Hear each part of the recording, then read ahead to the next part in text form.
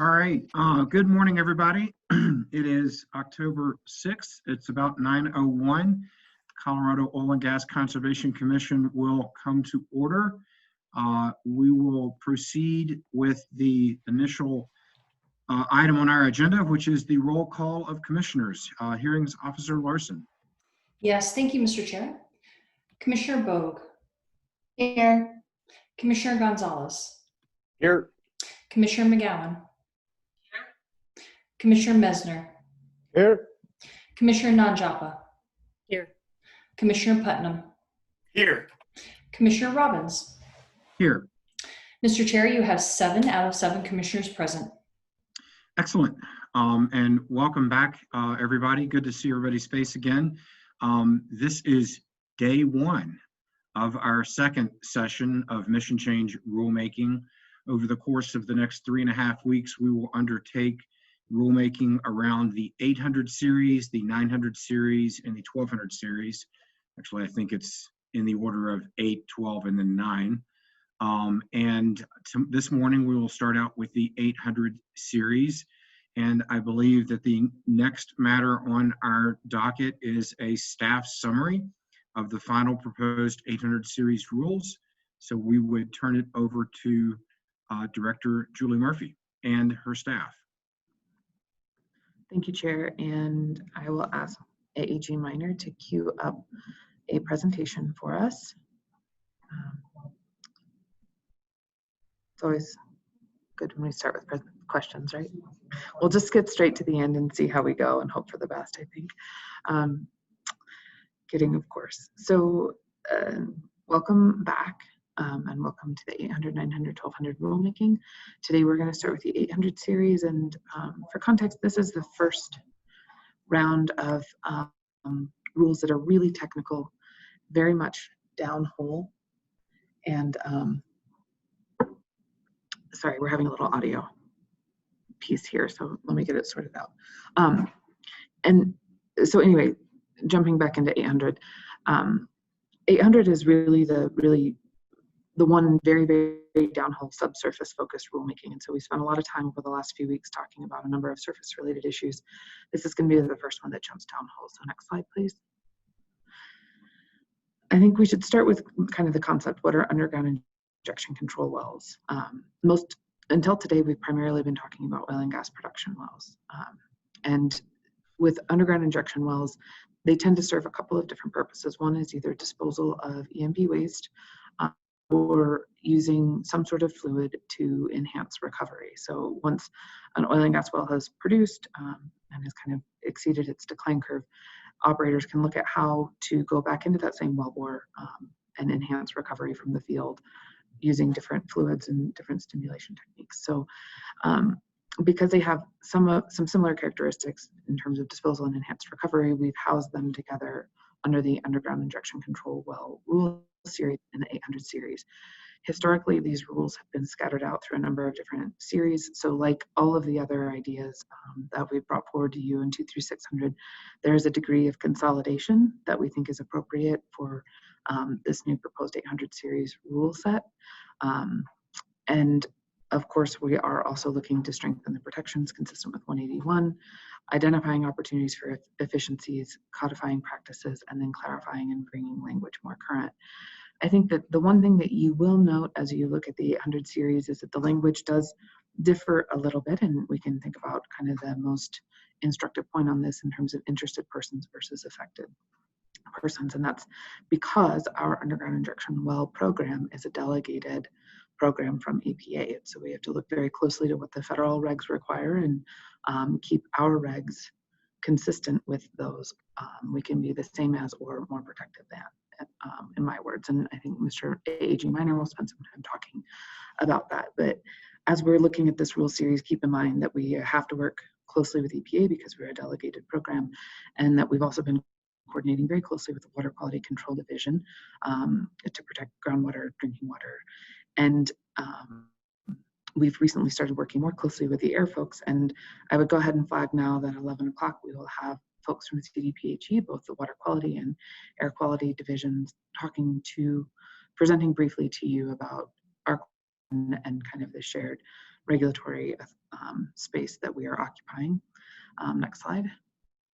And so kind of we've started at that bigger picture level of, how are we interacting with other state divisions and the federal government? How do these rule series work? And now I think it's important to also think about how the 800 series interrelates to a number of the different other rule provisions, because again, we have to think about the breadth of the rules to understand the micro pieces of the 800 series. And there are touches with the 300 series for permitting when it comes to underground injection control wells. The operational requirements of the 400 series, and especially the wellbore integrity requirements, also apply. In the 900 series, again, one of the purposes of an underground injection control well is disposal of E&P waste. And so that is an important connection to the 900 series, which I know we haven't gotten to, but people are certainly talking about and thinking about. And when we think about E&P waste management, we need to think about the 800 and 900 series as being kind of inextricably linked. If wells are producing and creating waste, we need to dispose of them, and understanding what disposal technique is appropriate, I think will frame how we consider issues in the 800 versus 900 series, and I'll more about that in a minute. And then, of course, as with all the other decision-making points in our rules series, 800 series also connects to the 500 series in terms of how do issues come to the commissioners, through what process, and how does it get queued up for your decision. Next slide, please. So as I said, kind of that interrelationship between 800 and 900 is important, because this is a way to dispose of E&P waste in terms of underground injection. If E&P waste is not injected, it needs to be treated and disposed of through other routes. So we think about land farming treatment and ultimately landfill disposal. And so those are the balances I think that we need to strike as we're thinking about 800 and 900 in particular. Next slide, please. So a couple of key rules. Rule 802 covers the aquifer exemptions, and this is an important process and important in our relationship with CDPHE. 803 talks about the well permitting requirements, and again, these do interrelate with the 300 series to some degree, but we also have kind of specific UIC permitting requirements, again, given that we're a delegated program and that these wells are looked at slightly differently as they serve different purposes and function slightly differently than a typical production well. Rule 804, again, I alluded to it in the beginning around the interested person standard, guides public participation. 805, 806, 807 are injection fluid sampling and analysis, so we understand what is going downhole, and then Rule 811 gets into the enhanced recovery, and that's where I kind of started. In that there are different purposes. Some is disposal and some is to enhance recovery. So if we already have a well in the ground that has completed its initial flush production, can that wellbore be used with others to enhance recovery in a secondary or tertiary recovery project? So next slide. I think one of the really interesting conversations that we've been having over the last 6 months or so, or 8 months with stakeholders, is around pore space and authorization for surface use. And this image, or these two images together, help me as a pretty lay person understand what pore space is and what it occupies, and kind of where fluids are going when we're disposing of them, and they're going into these pore spaces. And so historically we have required agreement of the surface owner of a well, and we are continuing to require the surface use or surface owner agreement when we're talking about underground injection. At some point, staff did propose to expand agreements to require agreement of adjacent surface owners to assent to use of their pore space, but after kind of reading the party filings and looking at the different issues, we decided that continuing under the current path for pore space agreements was the right space to be. I used space multiple times there, pun intended, I guess, but wanted to just acknowledge the importance of the pore space, what it is. And again, this diagram, I think, illustrates it fairly clearly when you think about how water fills up the interstitial space between rocks and a planter. And that's where, when we're injecting fluids, that's where the fluids are going. So next slide, please. And so I did want to take a moment to touch on COGCC staff's geologic expertise. In the 23600 series, I heard a concerning statement from some of our stakeholders, or one of our stakeholders, that we don't have geologic expertise on staff, and that's not true. And so I wanted to take just a moment to refresh everybody's memory. I mean, we are an agency that is guided by geology, if nothing else, in terms of how are we developing subsurface resources. Those are necessarily geologic resources. How are we disposing of it? Again, that's all about the geology and understanding the Precambrian basement, which you'll hear a lot about today, and is a critical component. But COGCC is a staff of many folks with geologic expertise, and I think it's necessary to accomplish this mission. And so to just recap that, we have 47 staff that have a bachelor's degree in geology or earth sciences, 19 staff that have a master's degree in geology or earth science, and 3 staff have a doctoral degree in geology or other earth science. This is our bailiwick, this is our expertise. I know we spent much of our time in 2 through 600 talking about the surface expertise or the environmental consultants, and but that is not the entirety of our staff. And I just wanted to take a few minutes to acknowledge the hard work and deep knowledge that we have on staff. So next slide, please. And with this, I will be turning it over to AAG Minor to talk about the delegated authority and the relationship between EPA and COGCC, and also kind of the public participation process. Next, he will turn it over to Mr. Andrews, our engineering manager, who has spent some time talking to you about the 400 series and wellbore integrity, and really will go through the technical aspects of the downhole processes that we're talking about when it comes to underground injection control wells.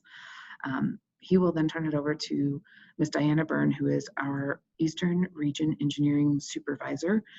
She is new to you, or new to the rulemaking as a participant, and she has been our Eastern Engineering Supervisor for quite a while. She has a deep understanding of both industry and also engineering concepts, and is one of the folks who we rely upon heavily when we're talking about many of the issues and opportunities kind of associated with developing oil and gas resources in the DJ Basin in particular. I think this is, so she will be spending her time talking about the differences and the different types of wells kind of at issue. And then I did want to acknowledge Dr. Bob Kaler, who has been our UIC lead at COGCC for quite a while. He has been integral to us developing these rules, evaluating party comments, and he is available to answer questions, and he's just been a tremendous resource through all of this.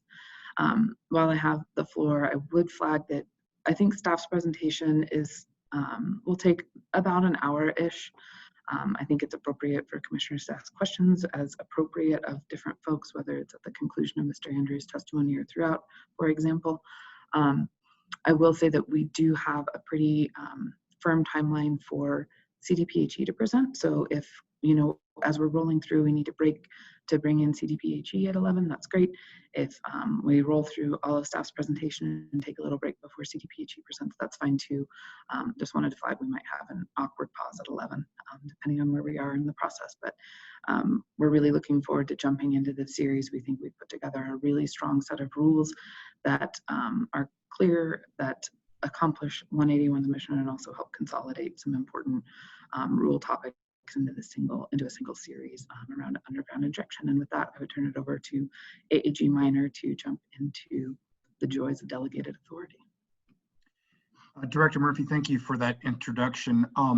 You moved through that fairly quickly. Could we move back to the slide that shows what happens if you do not inject the water, so that we can just make sure that everybody understands that this is a byproduct and it's something that we need to address.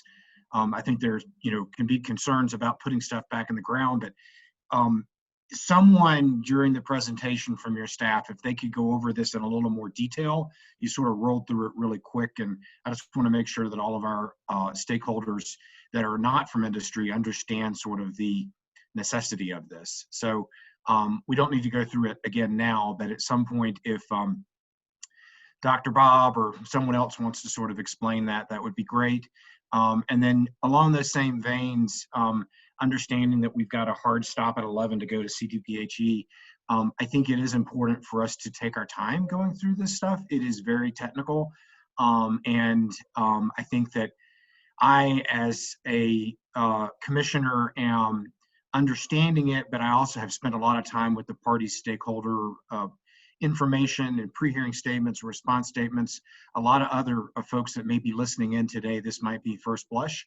So let's feel comfortable that if we need to take more time and then take a break and go to CDPHE and then come back and finish up staff, I'm perfectly fine with that. So does anybody else have questions at this point before we turn it over to AAG Minor? Okay, seeing none, AAG Minor, you are ready to go.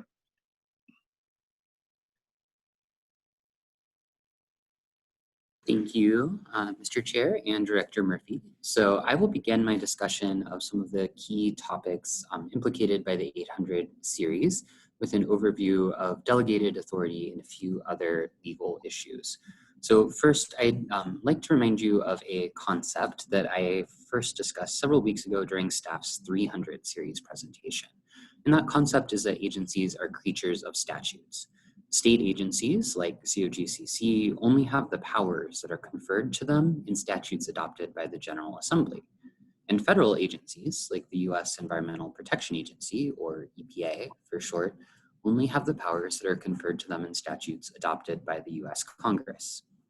As you can see from the diagram on the screen, Congress has delegated its constitutional authority to regulate and protect drinking water to EPA through the Federal Safe Drinking Water Act, which is also known as SDWA. In turn, Congress authorized EPA to further delegate its authority to implement the Safe Drinking Water Act to individual states and tribes, so long as those states and tribes comply with EPA's minimum standards. And the statutory citation for this authorization of delegated authority is 42 United States Code Section 300H-1. This relationship between states and the federal government is often referred to as cooperative federalism, and it's probably familiar to many of you who have experience at CDPHE because it is also the system that is established by the Federal Clean Air Act, Clean Water Act, and Resource Conservation and Recovery Act. The Safe Drinking Water Act addresses numerous topics, but for our purposes today, the important topic is the regulation of injection wells, also known as underground injection control, or UIC wells. This is a broad category of wells that are designed to inject fluids from the surface into the subsurface. EPA divides UIC wells into 6 classes in 40 Code of Federal Regulations, section 144.6. Class 1 wells inject hazardous waste. Class 2 wells, which is what we're talking about today, inject fluids that are brought to the surface as part of oil and gas operations. Class 3 wells inject fluids for the purpose of solution mining. Class 4 wells define a category of particularly harmful injections that are not allowed. Class 6 wells are used for carbon capture and sequestration. And Class 5 wells are a grab bag of basically everything else. One important thing to know is that even though some stimulation techniques that are used for oil and gas production involve the injection of fluids, hydraulic fracturing that does not involve the use of diesel is exempt from the Safe Drinking Water Act's UIC well provisions. States and tribes can request that EPA delegate them authority to regulate individual classes of wells rather than all UIC wells as a whole. COGCC requested delegated authority over Class 2 UIC wells that are used to dispose of exploration and production, or E&P, waste in the early 1980s, and EPA delegated COGCC authority to regulate them in 1984. Other Colorado state agencies have actually not sought delegated authority to regulate other classes of injection wells. So other classes of injection wells in Colorado are regulated directly by EPA. Because EPA can only delegate authority to states and tribes that meet or exceed the regulatory floor set by EPA's own Safe Drinking Water Act regulations, whenever a state changes its regulations, EPA must approve those changes. So, if the Commission votes to approve the proposed 600 or 800 series rules, EPA will review those rules and ensure that they comply with the minimum federal standards. Of course, EPA delegating COGCC authority to regulate UIC wells would not in and of itself give COGCC the authority to do so. And that's because COGCC can only exercise the powers that are conferred to it by the General Assembly. And part of the oil and gas conservation Act, which is Colorado Revised Statute, Section 3460-106, Subpart 9, grants the Commission the power to implement EPA's Class 2 UIC well regulations.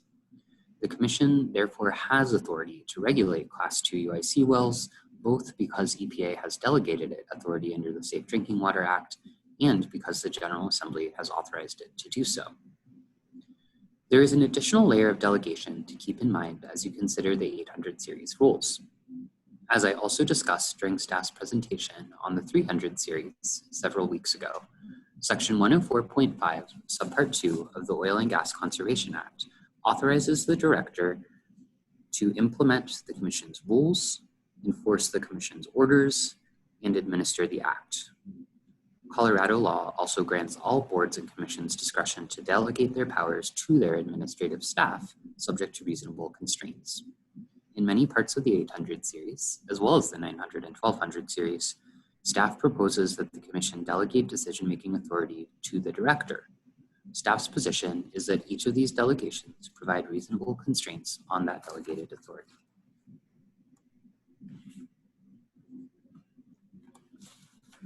The Commission's regulation of Class 2 UIC wells is an area of complex overlap between agency authority, not only because of the Commission's relationship with EPA, but also because CDPHE's Water Quality Control Commission, or WQCC, plays the leading role in classifying groundwater in Colorado.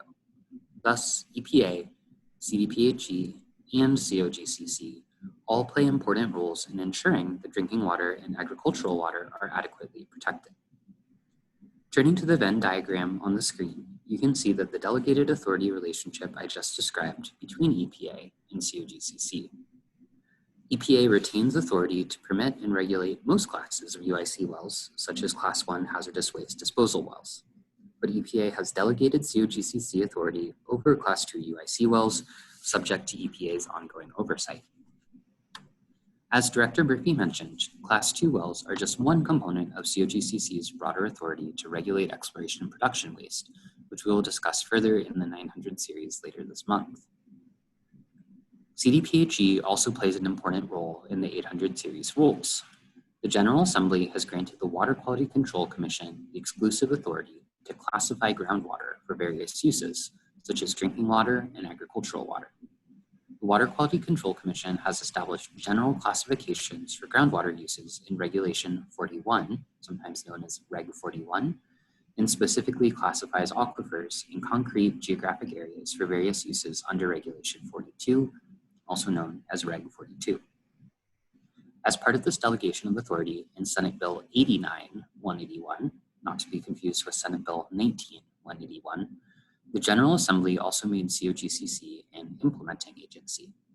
This means that the Commission partners with the Water Quality Control Commission to implement protections to ensure that groundwater can be used according to the Water Quality Control Commission's classifications. Where the authority of all three agencies comes together is considering whether to grant an aquifer exemption for a Class 2 UIC well.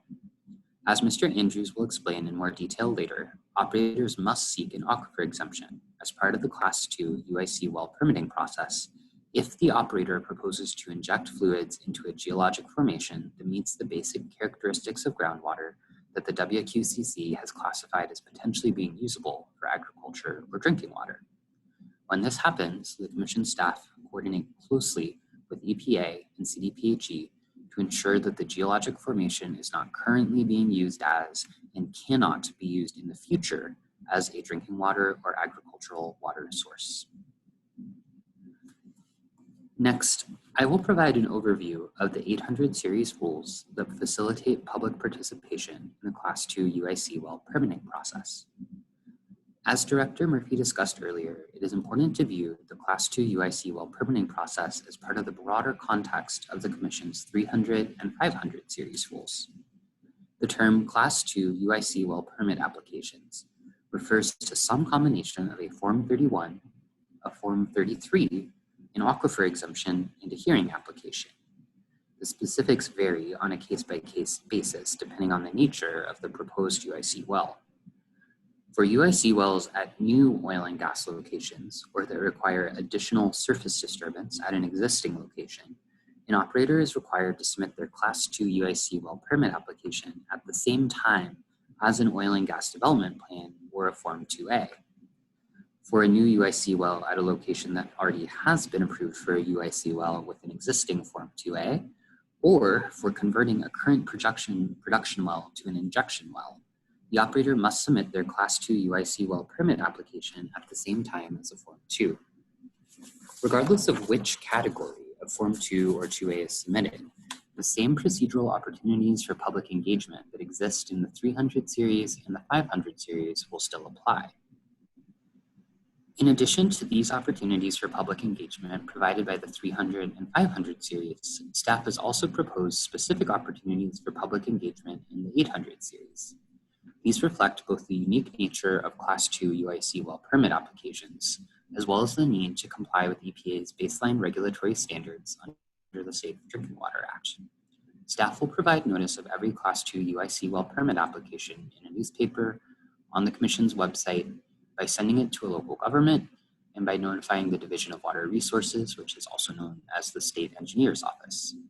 This notice kicks off a 30-day public comment period.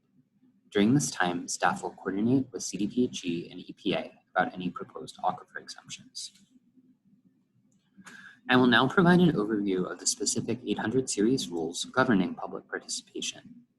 Staff have proposed to move current Rule 324B, which governs aquifer exemptions, to Rule 802. To improve transparency, staff have added publication of notice about a proposed aquifer exemption on the Commission's website. If any interested person requests a hearing during the 30-day comment period, then the Commission will hold a hearing on the aquifer exemption.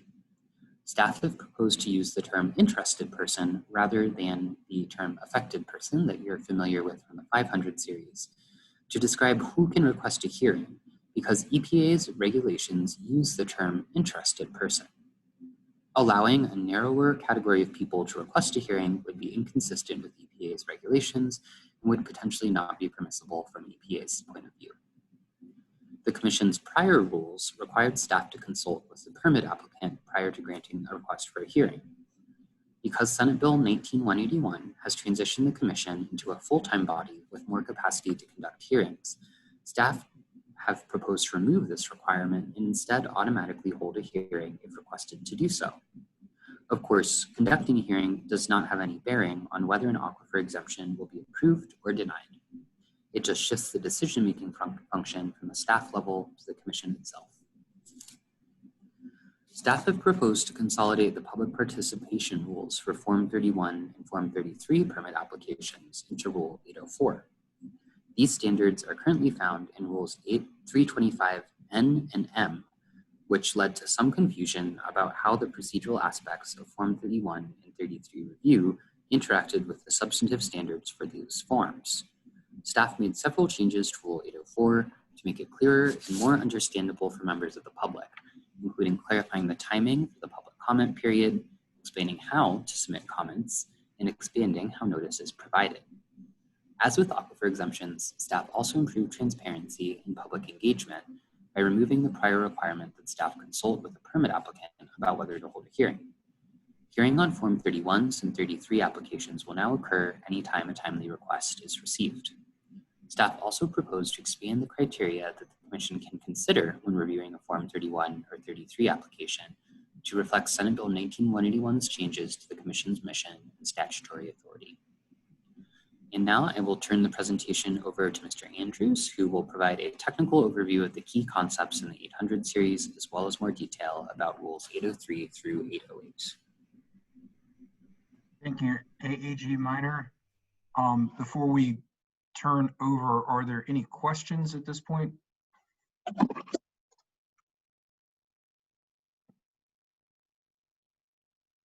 Okay, seeing none, we'll move to our next participant.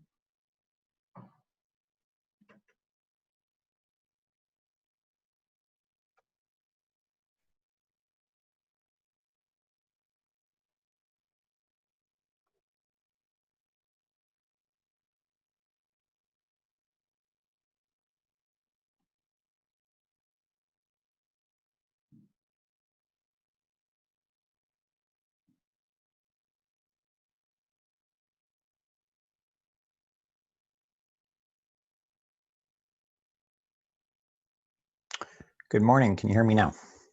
We can hear you, Dave. Thanks. Okay. Give me a moment to get the presentation set up. The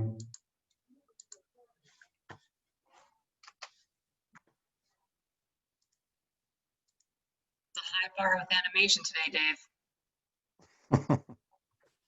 I'll see what I can do.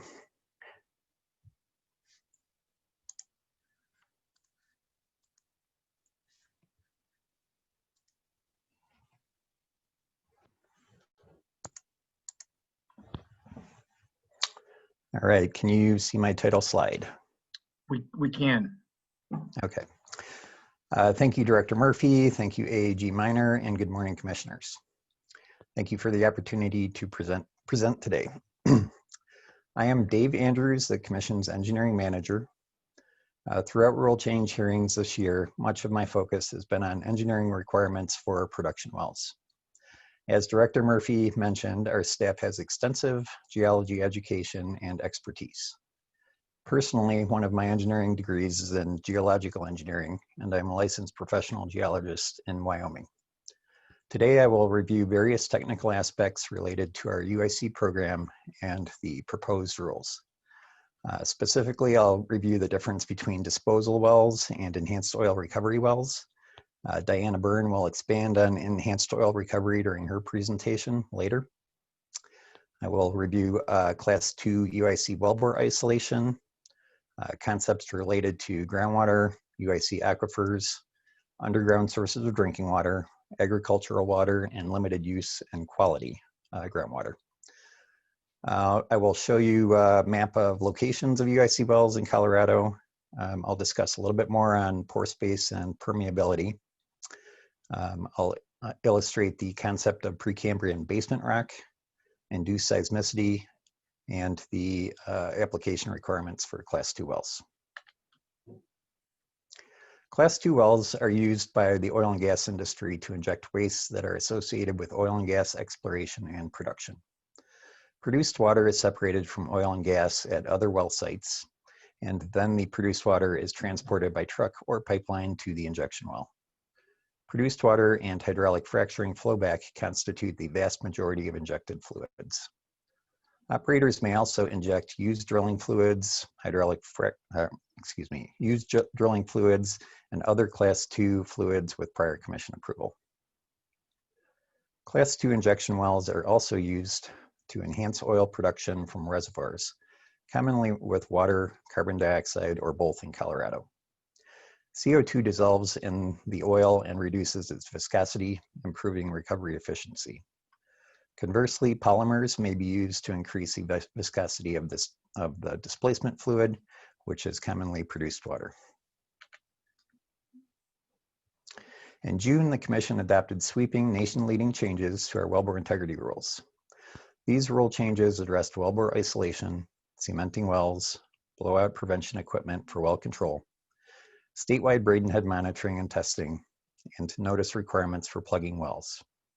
Years in the making, the Commission had wide-ranging support from many stakeholders, particularly environmental interest groups and industry, who came together with Commission staff to develop practical solutions.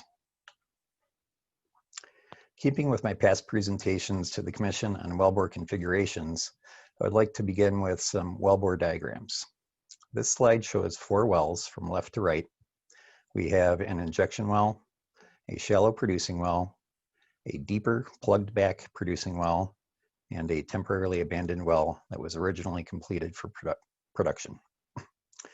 The pink color in each well represents cement that is used on the outside of the casing to isolate geologic formations. The yellow color in the wells represents the braid and head annulus. This drawing is not to scale. With a well cellar, the horizontal dimension of each wellbore is about 2 feet. The wells may be spaced hundreds or thousands of feet apart, and the vertical depth is many thousands of feet. For this simplified model, the first 2 upper blue formations have existing water wells and are considered to be a UIC aquifer and an underground source of drinking water. The second blue formation does not serve as a current source of drinking water, but based on its water quality, it is a potential source of drinking water. Therefore, it is also considered to be a UIC aquifer and an underground source of drinking water. All 4 wells isolate formations 1 and 2 with surface casing cement, stage cement, or production casing cement. The 3rd formation from the top contains petroleum hydrocarbons and groundwater, with a lower percentage of hydrocarbons to the left. This formation was not completed because of high water content. It is considered a UIC aquifer because it contains groundwater, despite the fact that it also contains hydrocarbons. The 4th formation is completed in 3 wells, and hydrocarbons are being produced from 2 of the 3 wells.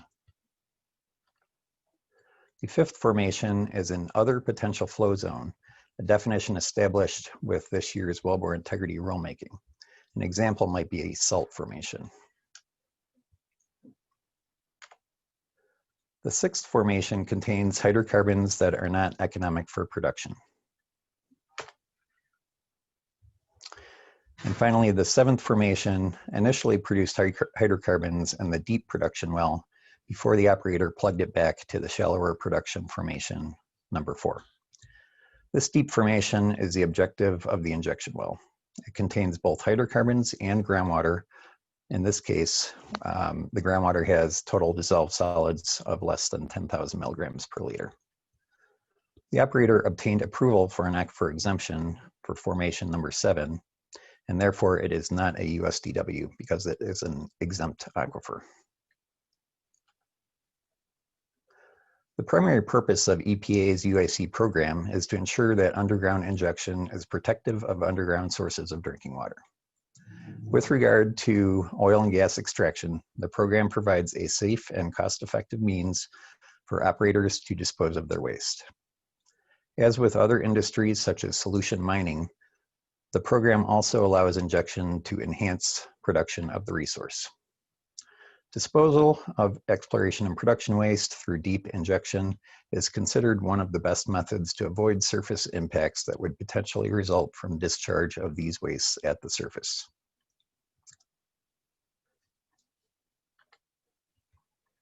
Groundwater was defined during the recent Wellbore Integrity Rulemaking. Its definition is similar to the 800 series proposed definition of a UIC aquifer. That is because UIC aquifers contain groundwater. It is important to understand that groundwater, and therefore UIC aquifers, may contain significant amounts of petroleum hydrocarbons that may effectively render the water unfit for human or agricultural use. Injection zones of this nature are preferable for considering aquifer exemptions because they already contain naturally occurring hydrocarbons. The definition of UIC aquifer is closely aligned with EPA's definition of aquifer, and its use is unique in the 800 series rules for that reason. While not specifically defined, the use of underground source of drinking water and exempt aquifers is substantially similar to EPA's use of those terms, except that staff's proposed rules removed an argument for USDWs, or underground sources of drinking water, related to the aquifer's depth and economic and technical feasibility to produce and treat such water. When UIC aquifers are exempt, they become classified as limited use and quality through the Water Quality Control Commission's Regulation 42. This figure, snipped from COGCC's online map, illustrates various locations northeast of Denver that have a domestic use designation, shown in green, or a limited use and quality designation, shown in red. Many of the red areas are related to oil and gas aquifer exemptions for disposal or enhanced oil recovery. I'm bringing this slide back from staff's 300 series presentation. It provides helpful context for typical TDS concentrations and water uses. Most untreated drinking and agricultural water with TDS less than 3,000 milligrams per liter is above the black line. Most produced water from oil and gas reservoirs that falls below the black line, and they also contain petroleum hydrocarbons. It is considered unusable without treatment to remove the hydrocarbons and to desalinate the water. This figure illustrates some of the concepts from the last few slides. Aquifer exemptions are not permitted in USDWs. An aquifer exemption would be considered for the lower formations shown on this figure that contain petroleum hydrocarbons. Although in this case, the hydrocarbon formations are actively produced, and therefore the operator would be advised to evaluate a deeper formation. Here we will review Class 2 UIC well locations relative to oil and gas production wells. First, oil and gas producing formations are shown in blue. Oil and gas producing basins are shown in blue. All oil and gas wells, production wells, and all plugged and abandoned wells are shown in dark red here. Class 2 UIC wells are shown as blue squares for disposal wells, and beige squares for enhanced oil recovery wells. In 2020, Colorado has 387 active disposal wells and 564 active enhanced recovery wells. Disposal wells are widespread and coincide with locations of oil and gas producing areas. EOR or enhanced recovery wells are concentrated in specific EOR fields. EPA delegated primacy to COGCC for administration of the state's Class 2 UIC program in 1984. EPA has jurisdiction for all other classes of UIC wells in Colorado. Some surrounding states, such as Wyoming, have been granted primacy for all classes of UIC wells. EPA maintains jurisdiction for all wells in other states, such as Arizona, in this figure.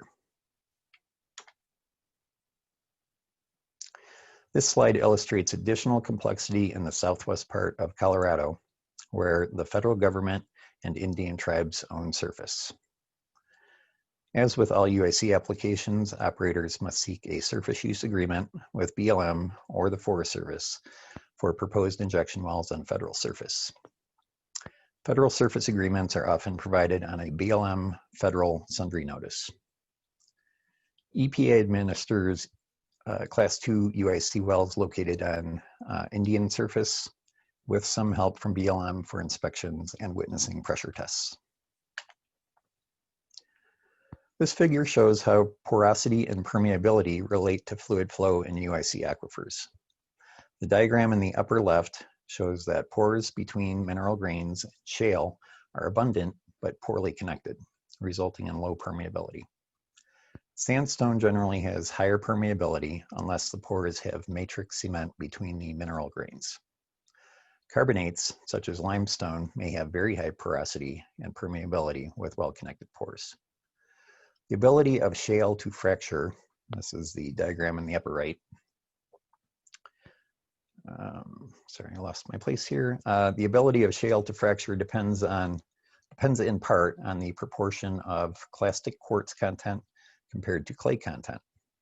This allows an operator to fracture brittle shales while leaving overlying and underlying ductile shales undisturbed, effectively containing their fracs. The picture in the lower left illustrates an erosion-resistant sandstone overlying shale that erodes more easily. In this context, the shales and sands were deposited in deep marine environments and nearshore beach environments, respectively. Class 2 UIC wells will not be permitted to inject into or contaminate a USDW via a fault, fracture, or other geologic feature, and they will not be permitted if the proposed injection would violate WQCC's domestic or agricultural use standards. And injection zones must be 300 feet or more above Precambrian basement. Most of Colorado's oil and gas is produced in the Phanerozoic formations, particularly from the Cretaceous period. Paleozoic formations are produced in the southeast portion of the state, and they are also common Class 2 UIC well injection zones. Colorado has many excellent examples of Paleozoic rocks outcropping at the surface, including the Permian Lions Formation at Garden of the Gods in Colorado Springs, shown in the upper right. Phanerozoic sedimentary rocks in oil and gas basins are underlain by Precambrian basement rocks. So again, here is the location, general location of common oil and gas producing activity, injection activity, and the Precambrian basement. Precambrian basement outcrops at the surface in Colorado's central mountains and in certain portions of western Colorado. It generally consists of dense igneous metamorphic or metasedimentary rocks. Precambrian basement is buried deeply by overlying sediments in oil and gas producing basins. Many topics in Rule 802 were covered by AAG Minor regarding coordination with CDPHE and EPA, and for public notice and hearing requirements. I discussed aquifer exemptions in detail already, so there's nothing to add on this particular slide. This slide illustrates the purpose of 3 key forms in the application process. First, Form 31 is an underground injection formation permit, shown from below on this figure as the 2 black circles around the white injection wells. So the Form 31 approves the injection zone, or the lower blue interval, within those 2 injection radii. In this case, there would be a single Form 31 for both injection wells if this is a multiple disposal well application. Form 33 is an injection well permit application. In this case, 2 Form 33s would be required, 1 for each of the white disposal wells. Form 26 is a list of production source wells that generate the water that will be injected into the disposal wells. Source wells are shown as orange in this figure. This slide shows a general timeline of the injection well permitting process, operation of an injection well, and plugging. And this image will show up on a few other slides, so I won't dive too deep here. Although, let me go back. The other point here is that the forms that are labeled intent, so both Form 31 and 33 have an intent version of the form. That outlines the operator's plans before the injection well is drilled or recompleted. After that form is approved, the intent is approved, the operator conducts its, drills the well, completes the well or recompletes the well, and then tests the well. And at that point, the operator would submit their subsequent Form 31 and Form 33, which would have details on the as-built construction of the well.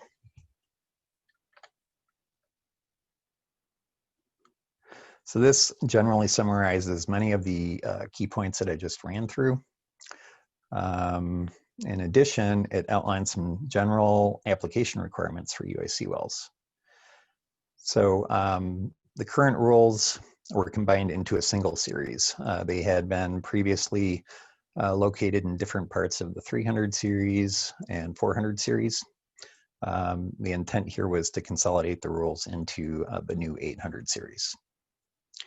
That said, the first part of Rule 803 or 803A lists the different types of injection wells that are covered by this rule series. Disposal wells, simultaneous disposal wells, commercial disposal wells, and enhanced oil recovery.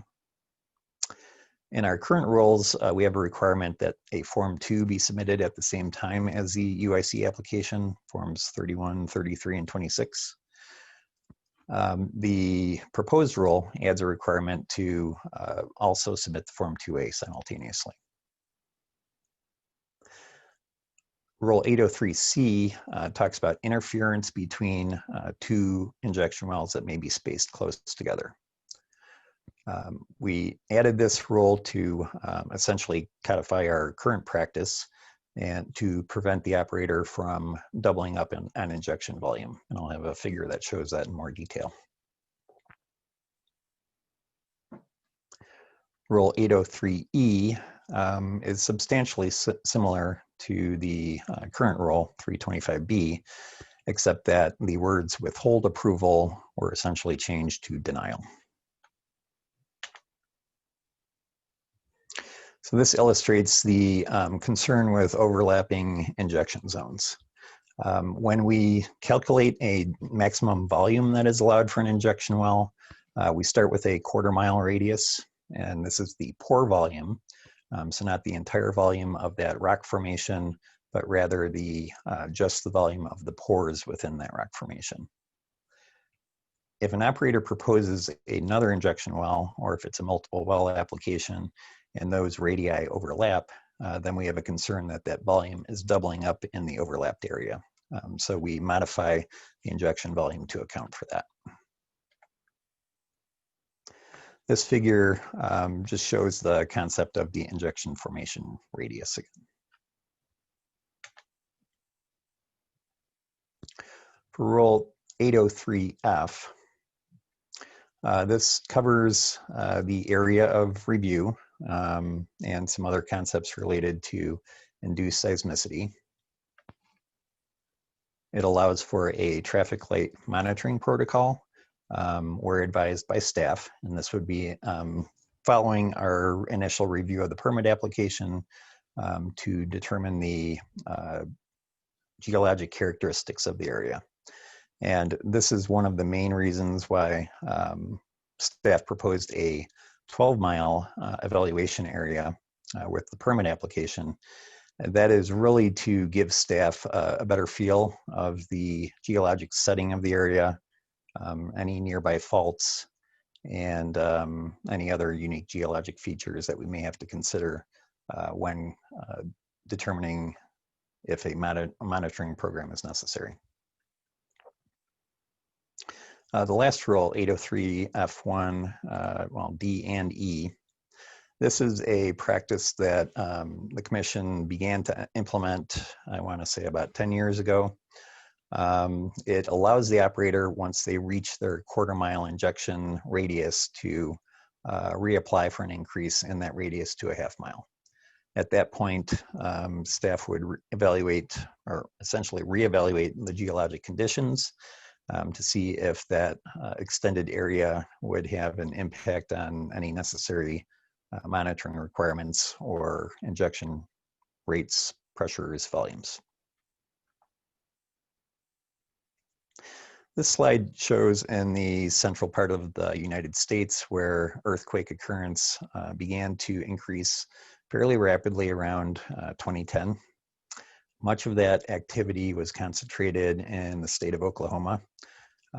Injection wells there were screened relatively close to the Precambrian basement rock, and they also have some other unique geologic conditions that are a little bit different than Colorado. So there was a lot of attention placed on Oklahoma and really, nationwide at that point to look at issues that related to induced seismicity with injection wells. The photos in this figure show Colorado Geological Survey installing a seismometer. So you can see the seismometer in that white bucket, and then the instrumentation cables run over to the solar panel and the control panel. The Colorado Geological Survey maintains a database and GIS map showing the locations and characteristics of earthquakes in Colorado. This map assists staff with evaluation of previous seismicity in the area of the proposed injection well. We also solicit opinions from Colorado Geological Survey when we have injection well applications, and they help us with review of potential concerns with induced seismicity in the area. This slide shows 2 seismic monitoring networks maintained by Colorado Geological Survey and Colorado Mesa University.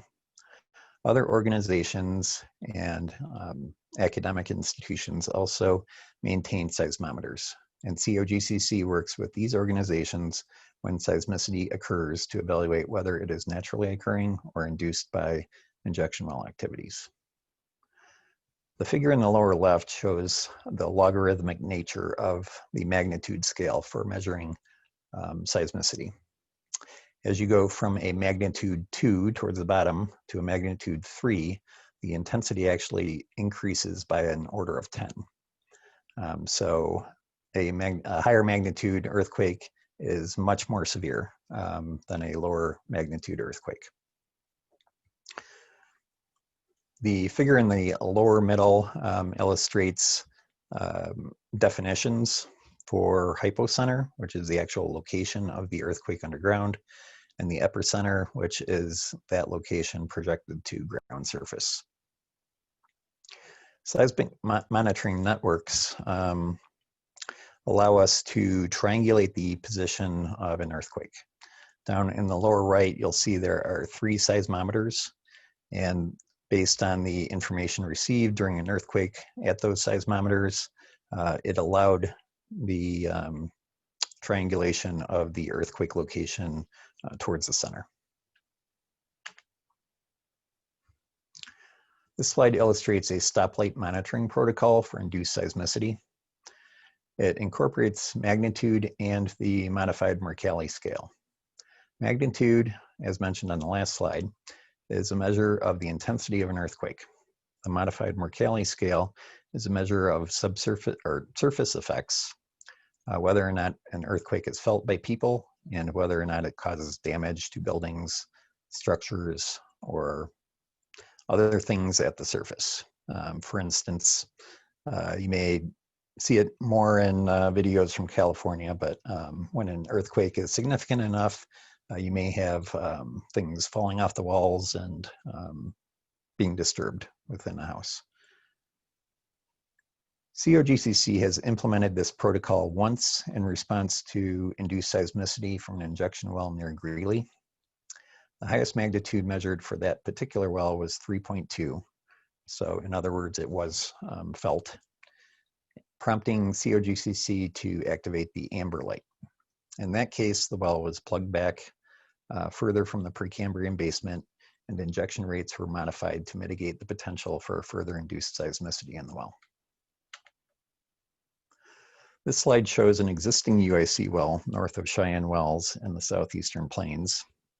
But for our purposes, let's assume that it is a new UIC application. For wellbore integrity, any wells in the area of review that would allow fluid movement from the injection zone through offset wellbores into other formations must be remediated to eliminate the potential pathway for fluid movement. If all wells in the area of review have adequate existing isolation, then remediation is not required.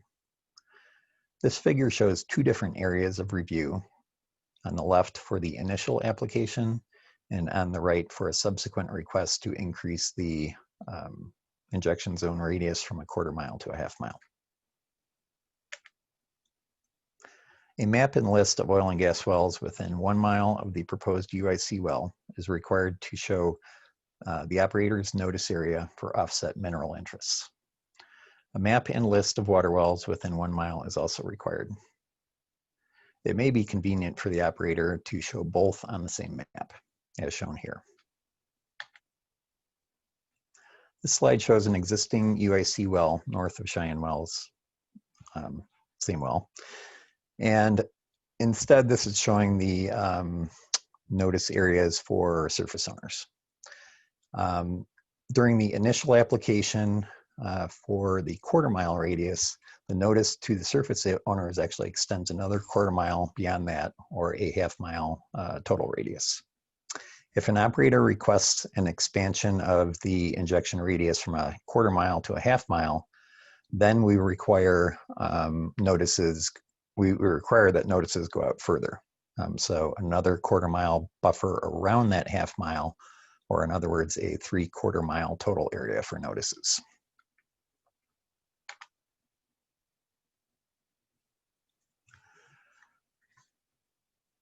This slide shows some of the requirements for the intent application and the subsequent application for a Form 31. With the proposed rules, we again added a consideration for an increased volume request by the operator.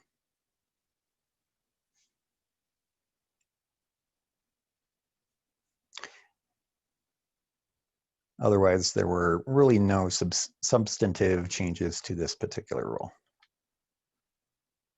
For Form 33, the proposed rules add a casing integrity log requirement for conversions of production wells to UIC wells, and this is to document the existing casing integrity in the production well.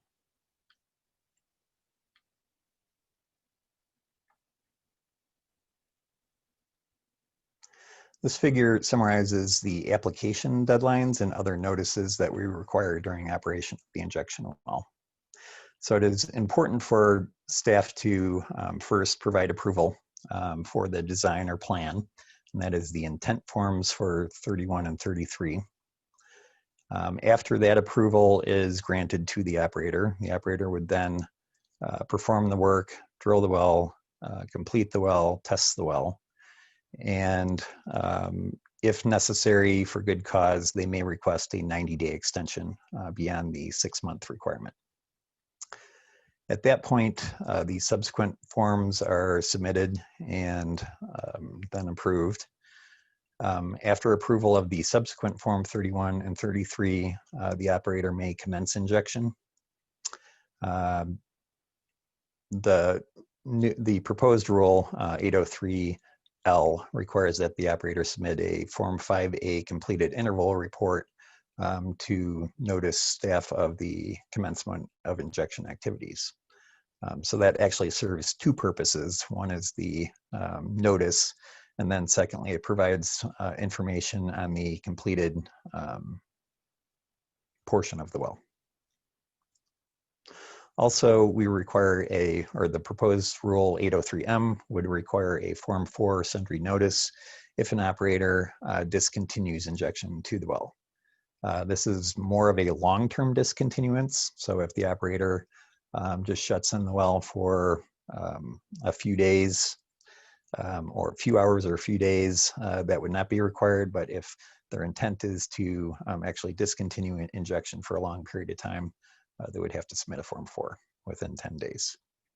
That would allow staff to keep our well status updated and records updated, and it also shows up on our website for external transparency.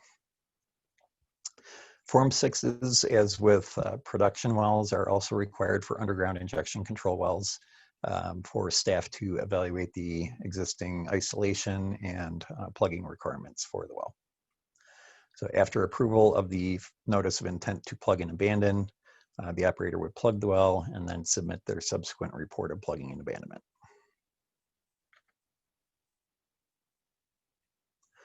Rule 805 covers general analytical requirements for injection fluids. And in part, this refers to other plans and other rules, not shown here, but it does refer to the 900 series rules for a list of analytes. One particular analyte that is always collected for underground injection control wells is total dissolved solids, and we've touched on that many times already. It is a current practice, but we decided to propose this as a rule in 805B.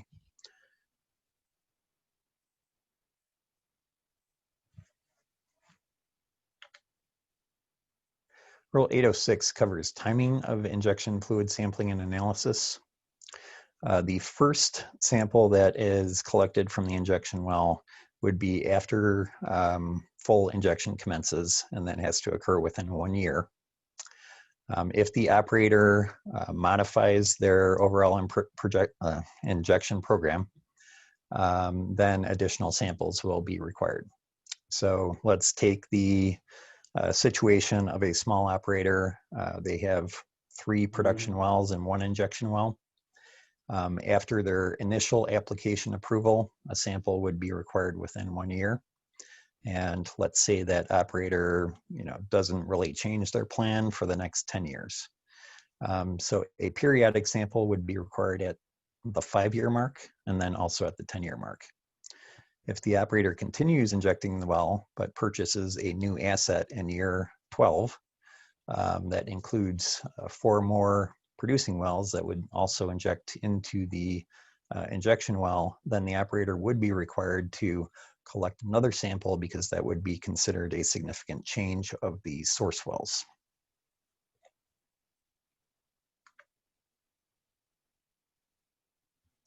So speaking of the source wells, those are covered with Form 26. So on this figure, you see a few different oil and gas producing fields, 3 injection wells shown in blue, and then the producing wells are shown as yellow with a red dot in the middle.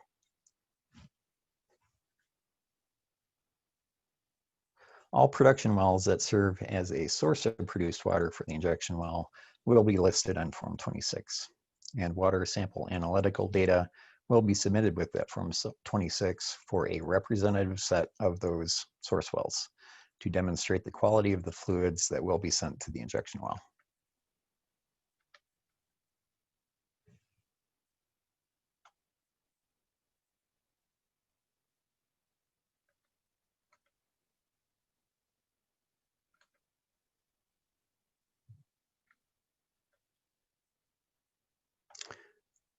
Hold on a moment, I'm getting lost in my slides here.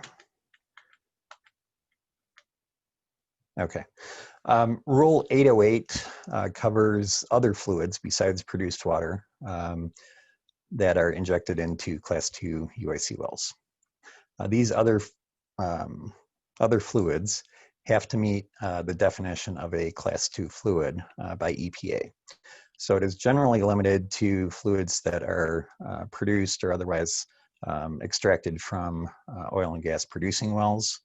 There is an allowance for some other fluids that are uniquely associated with oil and gas production, such as some waste from gas plants.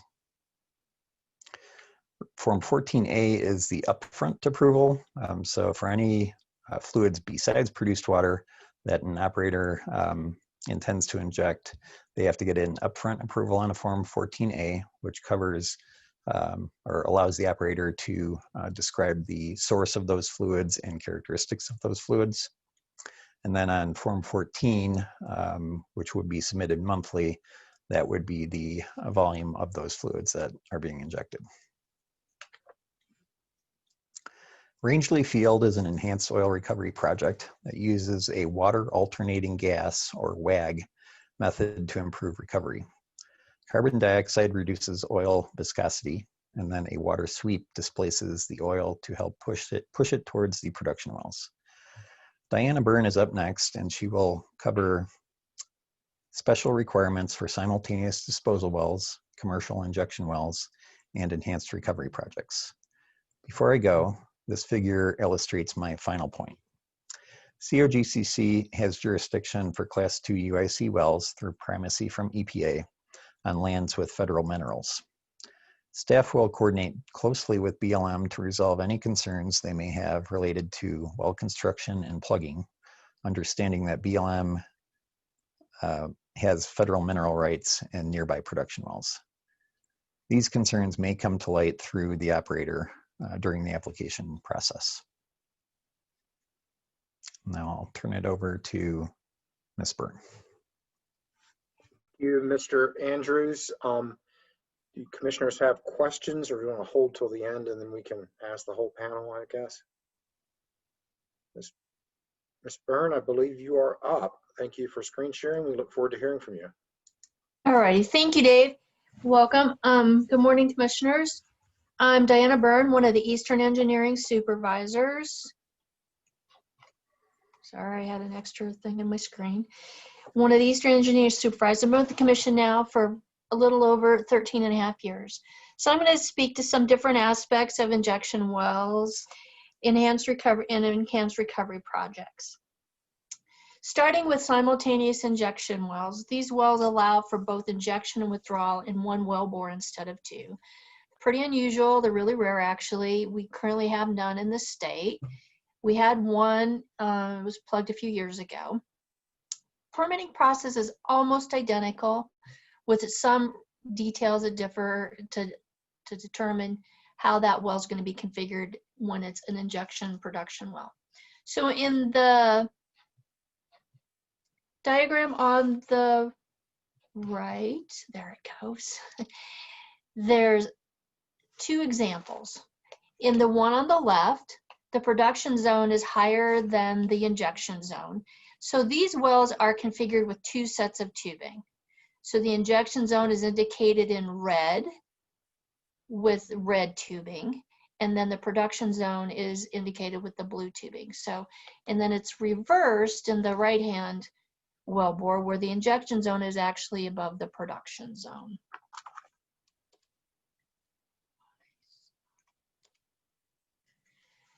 So with Rule 809, we conveyed that there are a few more details required for a simultaneous injection well over the standard requirements. And basically that's to describe that downhole configuration and what that pump is going to look like.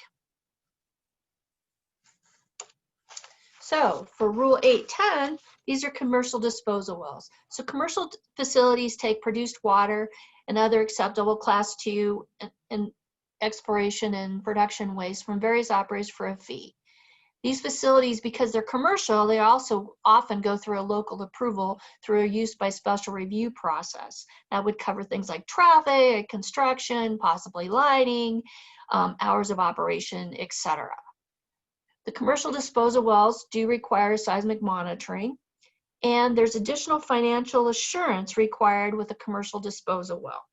So these tend to be larger facilities, lots of equipment, larger footprint, and it's dealing with an E&P waste. So there's a surface facilities and structures financial assurance requirement at a minimum of $50,000 for the facility. And there may also be a requirement for produced water transfer systems. Those are statewide bonds, so if they weren't previously in place, they may be a requirement of commercial facilities, not always.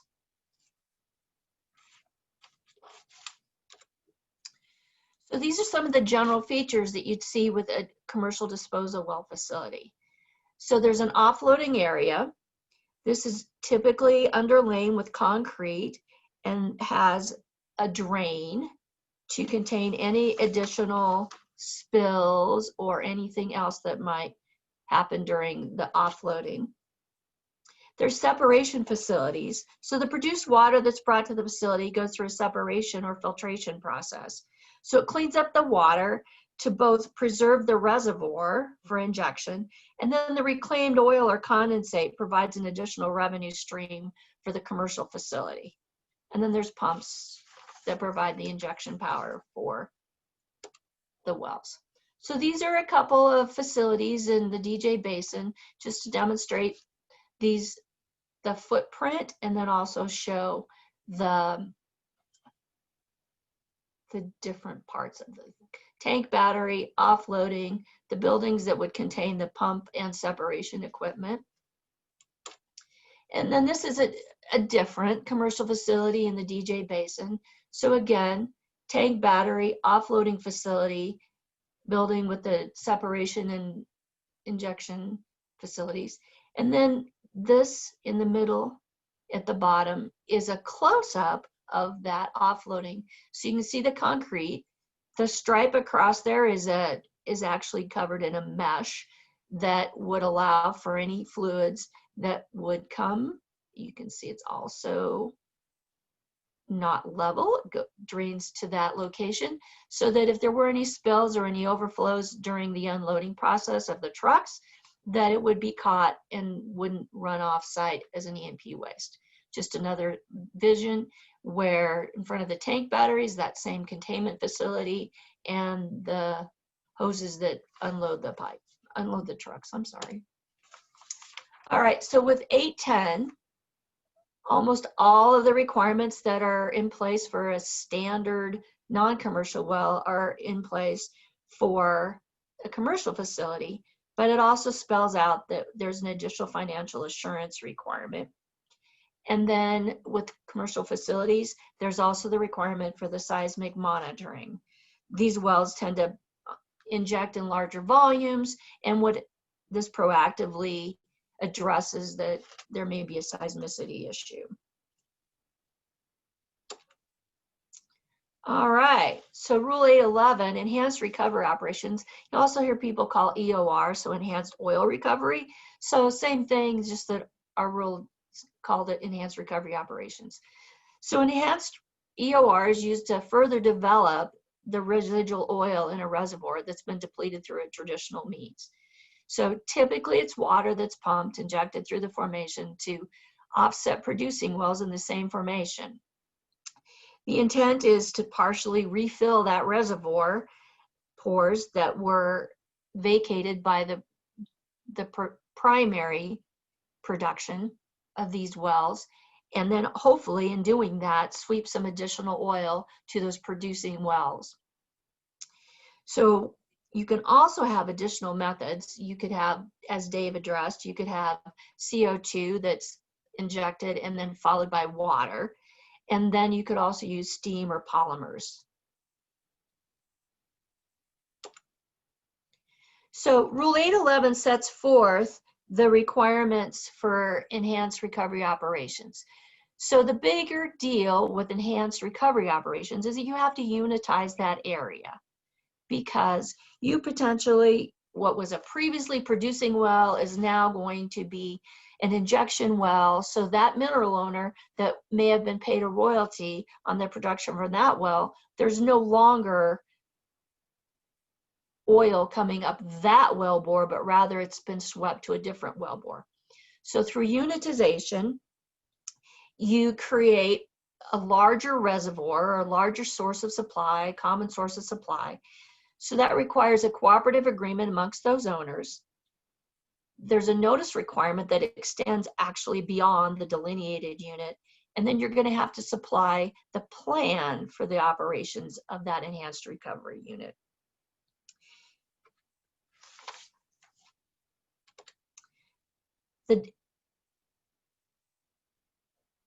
The hearings process, the requirements for that hearings process are laid out in Rule 811. And what needs to be provided as part of that application, all those notices. And then additionally, this is new, is in 811, there is also the ability now for injection and production in what huff and puff. I know it sounds not very scientific, but it's an accepted term for cyclic gas injection projects. So this will probably be seen in horizontal wells, but what you do is you go ahead and you inject a gas, sort of along the same lines of when Dave was speaking to using CO2, but you inject natural gas into that horizontal wellbore, let it set there for a bit, again with the hope that it's going to put in solution. I don't know if that's exactly the correct scientific term, but bring some more oil back with it when you produce that gas out of that horizontal wellbore. So it's relatively new, and it's being addressed in the new rules that is an application that could be used under an enhanced recovery project. So again, most of the 811 stuff lays out what needs to happen for the permitting, for the hearing application to unitize that area. There's a few slight differences with enhanced recovery projects versus a standard well, but those are spelled out in the 803 series, I believe. So that's it for me. Thanks. Turn it back over to Joel. Thank you, Ms. Burns. Thank you, Diana. And commissioners, with that, we have wrapped up staff's presentation on an extremely technical aspect of our rulemaking. We leave it to you as to whether you want to take a short break to gather your thoughts and come back and ask questions, break until we come back at 11 to hear CDPHE, or jump into some questions now. Commissioners, what is your pleasure? It was a significant amount of information. I've got some notes. We can dive into questions now. We can take 15 and come back for, say, 20 minutes of questions before the next presentation. What's your pleasure?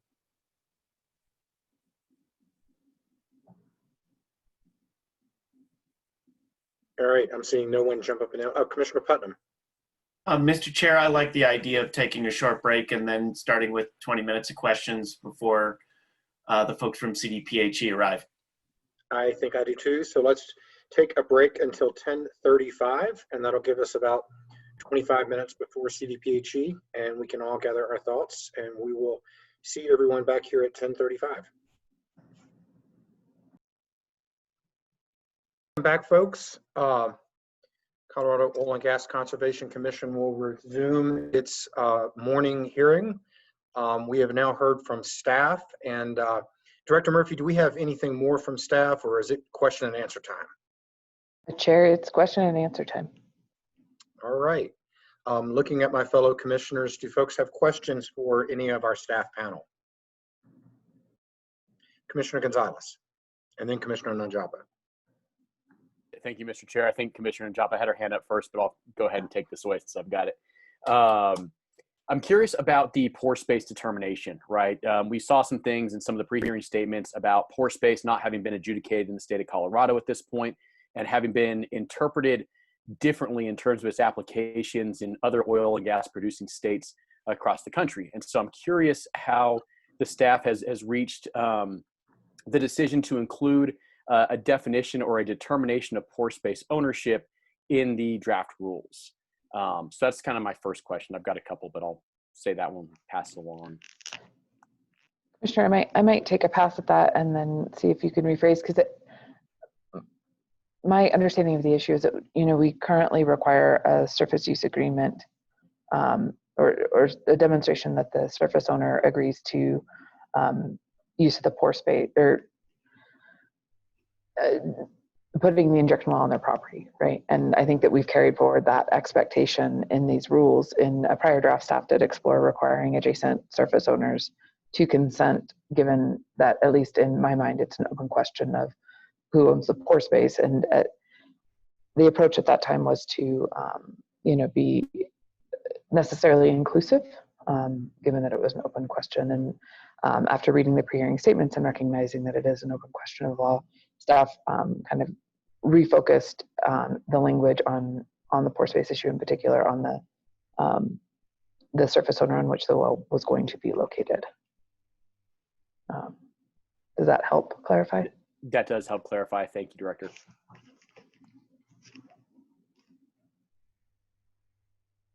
Commissioner Nanjapa. Thank you, Mr. Chair.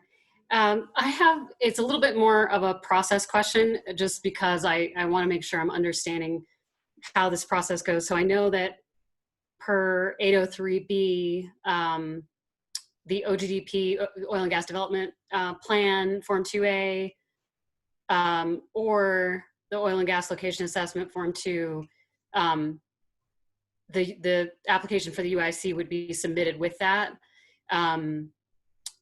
Is the process with respect to the location of the UIC well, if it's not in an existing well location, an existing production well location, is it similar to the oil and gas well location? And again, this is coming from ignorance in terms of my understanding of these processes. So apologies for not fully understanding this. But what I'm wondering is, is there the same sort of co-equal local government authority for the location of that well?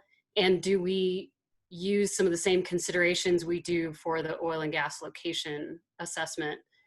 For example, DI communities, locations, or residential community locations, et cetera. Director Murphy. Thank you, Chair. Commissioner, I'm going to take kind of a high-level cut at this and then ask Joel to jump in, and he may sub-delegate from there. But I think the fundamental question about the local government authority is that, for me, when we're talking about disposal wells, it's really different from a production well, because a production well is associated with mineral rights and therefore has a different suite of considerations, if you will, when it comes to who has authority. And so in my experience with the commission, when we're talking especially about a commercial disposal facility, local governments have always had their maybe typical land use authority is where I would start with that, and then I would ask for any of the local government folks, either on the commission or the parties that are coming forward to talk to that issue in particular. So to me, there is, broad authority at the local level when it comes to disposal wells, and in terms of like the surface impact considerations and local government approvals.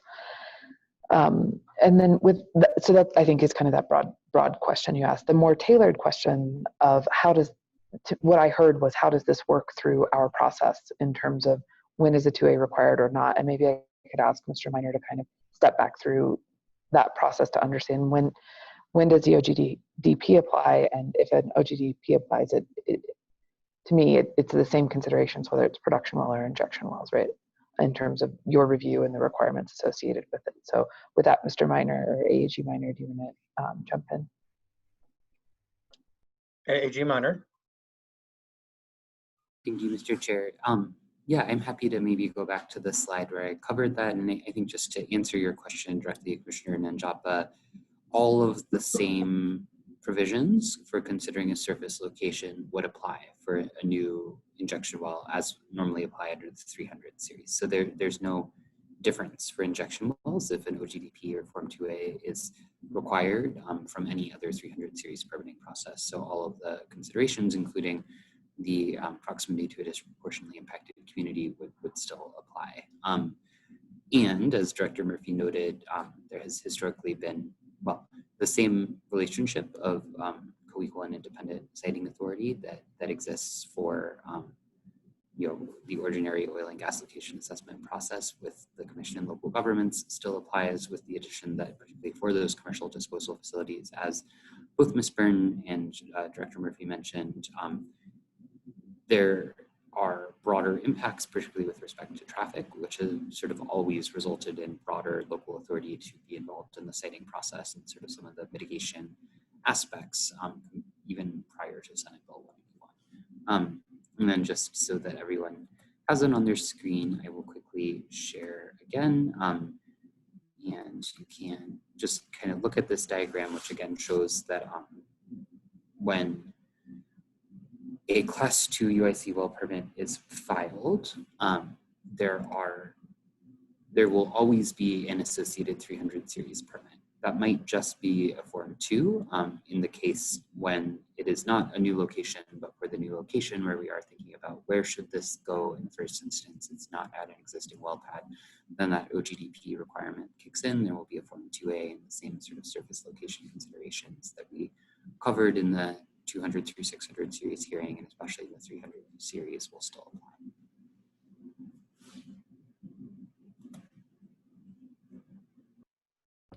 Thank you very much, AAG Miner. That's really helpful. And I was trying to follow that slide, but I definitely obviously missed a few things. So thank you for that additional clarification. And then related, I think in 804A5, with respect to the public notice process and the potential for public to protest. Sorry, I'm scrolling to that spot here so that I can remember the details of my question here. Bear with me one second. Oh, why can't I find it? Well, I think so. In particular, I think there was it mentions the proposed injection permit application not associated with Form 2A. So I think that's what you were just saying, where that was the sort of separate process if it's a new location. And so that's also part of where the public does have that opportunity then to weigh in with that notice or to have a hearing. Is that correct? AAG Miner. Thank you, Mr. Chair. That is correct. In the specific language about applications that are not associated with the Form 2A in Rule 804A5, that's really just a logistical, mechanical provision for the Commission's own hearing process. So any new location that's associated with an OGDP, the operator proposing that will file a request for a Commission hearing under Rule 503G1. So getting it into the Commission's hearing system for the purposes of the 500 series, that will already have been done by the operator.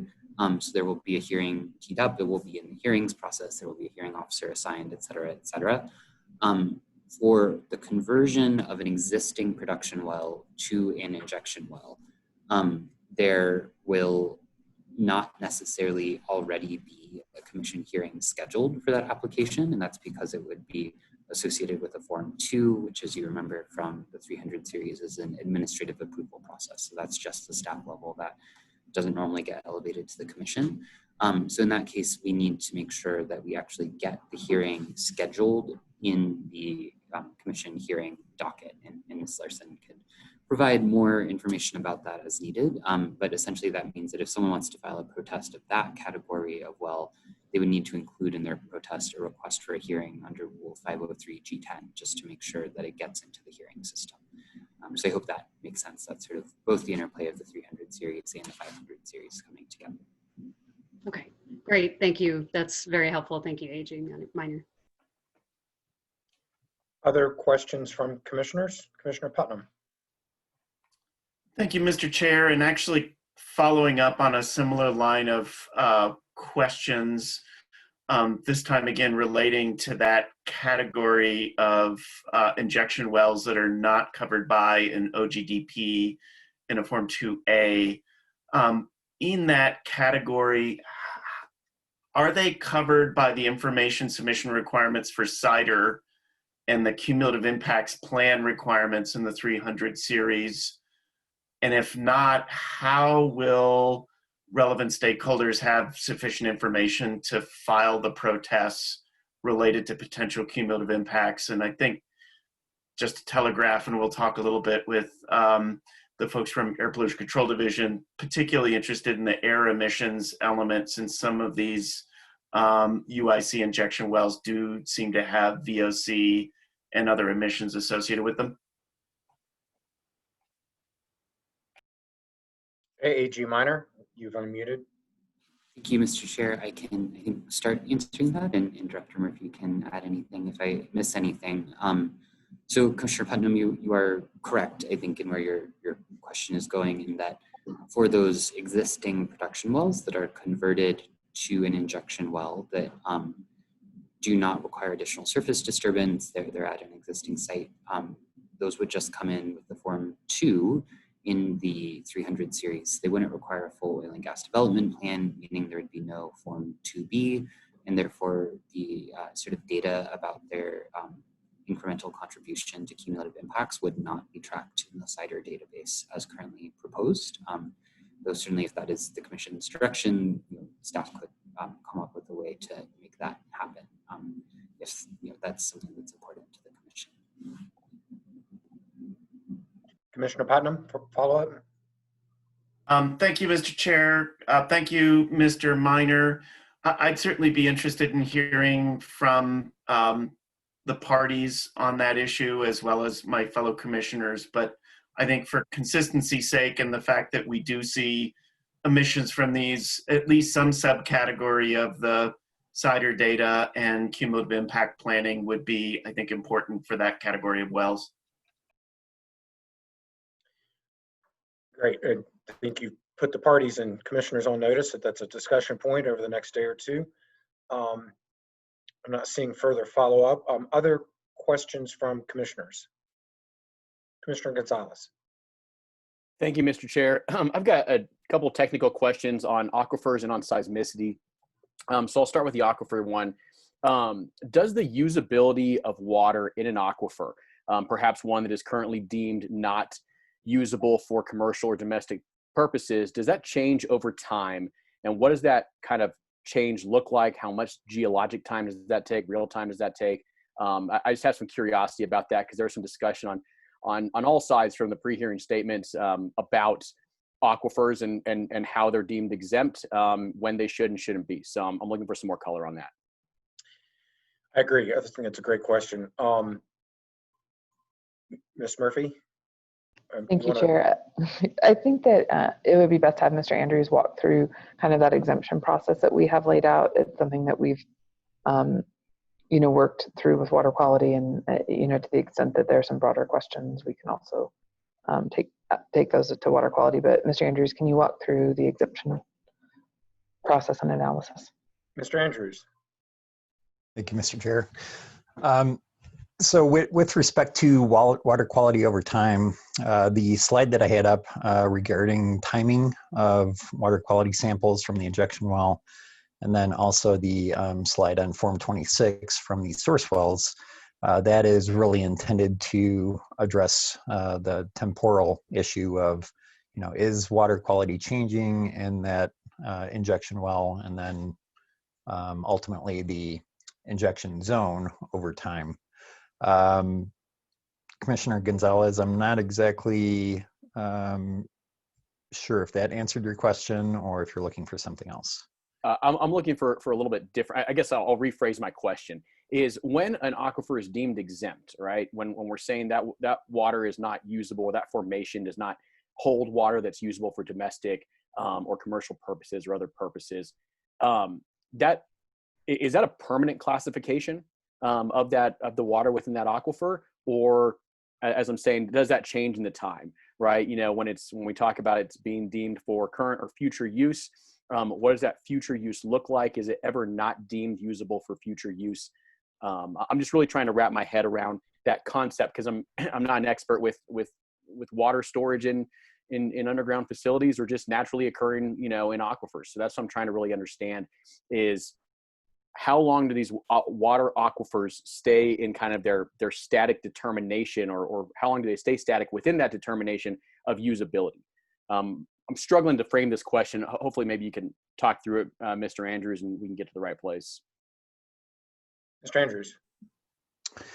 So as far as I'm aware, once an aquifer is designated as exempt, which again falls into the Regulation 42 classification with Water Quality Control Commission, personally, I haven't seen a status change. Presumably, once injection occurs into a UIC well, the quality of that water in the exempt zone I suppose it could get better if the total dissolved solids of the source wells are actually lower than the existing quality in that formation. So, as a result of injection, that quality, could potentially get better, worse, or the same, depending on the differences in the TDS or other characteristics. As far as Water Quality Control Commission changing designations from a Form 42 or a Reg 42 to a different designation within Reg 42, besides the limited use and quality, I'm not exactly sure. That might be a better question for WQCC. I'm not sure if they're presenting at all. Commissioner Gonzalez. No follow-ups on that. I don't know that there is a right answer, that I'm saying it the right way to get there. So perhaps through some of the discussion, maybe through some of the party presentations, maybe if other commissioners have questions, we might get some more clarity on that. But I'll pass for now. Thank you, Mr. Chair. Thank you, Mr. Andrews. Commissioner McGowan. Thank you, Mr. Chair. And I'm not expecting an answer, but I think part of the discussion would be maybe a different way to formulate the question from Commissioner Gonzalez, which is, over time, has water that we didn't think was usable for domestic or agricultural use become available due to changing technology or things that have changed over time? I think what we're hearing from the stakeholders is a philosophical difference about what is technically or financially feasible or not feasible, and kind of divining what might happen in the future, and the needs in Colorado and water rights and water use, and the availability of water. So if any of our expert witnesses have kind of expertise in that or thoughts about that, I think that would be helpful as well. Director Murphy, AG Minor, I see you're both unmuted. Do you want to weigh in on this? Yes, thanks, Chair, and I'll turn it over to AAG Minor in just a sec. I think that I kind of want to go back to the framework of what we worked to establish through the Wellbore Integrity Rulemaking with water quality control, in that we worked to align COGCC's definition of groundwater with their definition of groundwater to start kind of from the same playing field, so that when our two agencies are working together to implement the directives of Senate Bill 89-181 to protect Colorado's groundwater, we were working together using kind of the same script. And then we've built out a regulatory regime that closely mirrors their classification system, so that our exemption process aligns with the class 5, I think it's class 5, and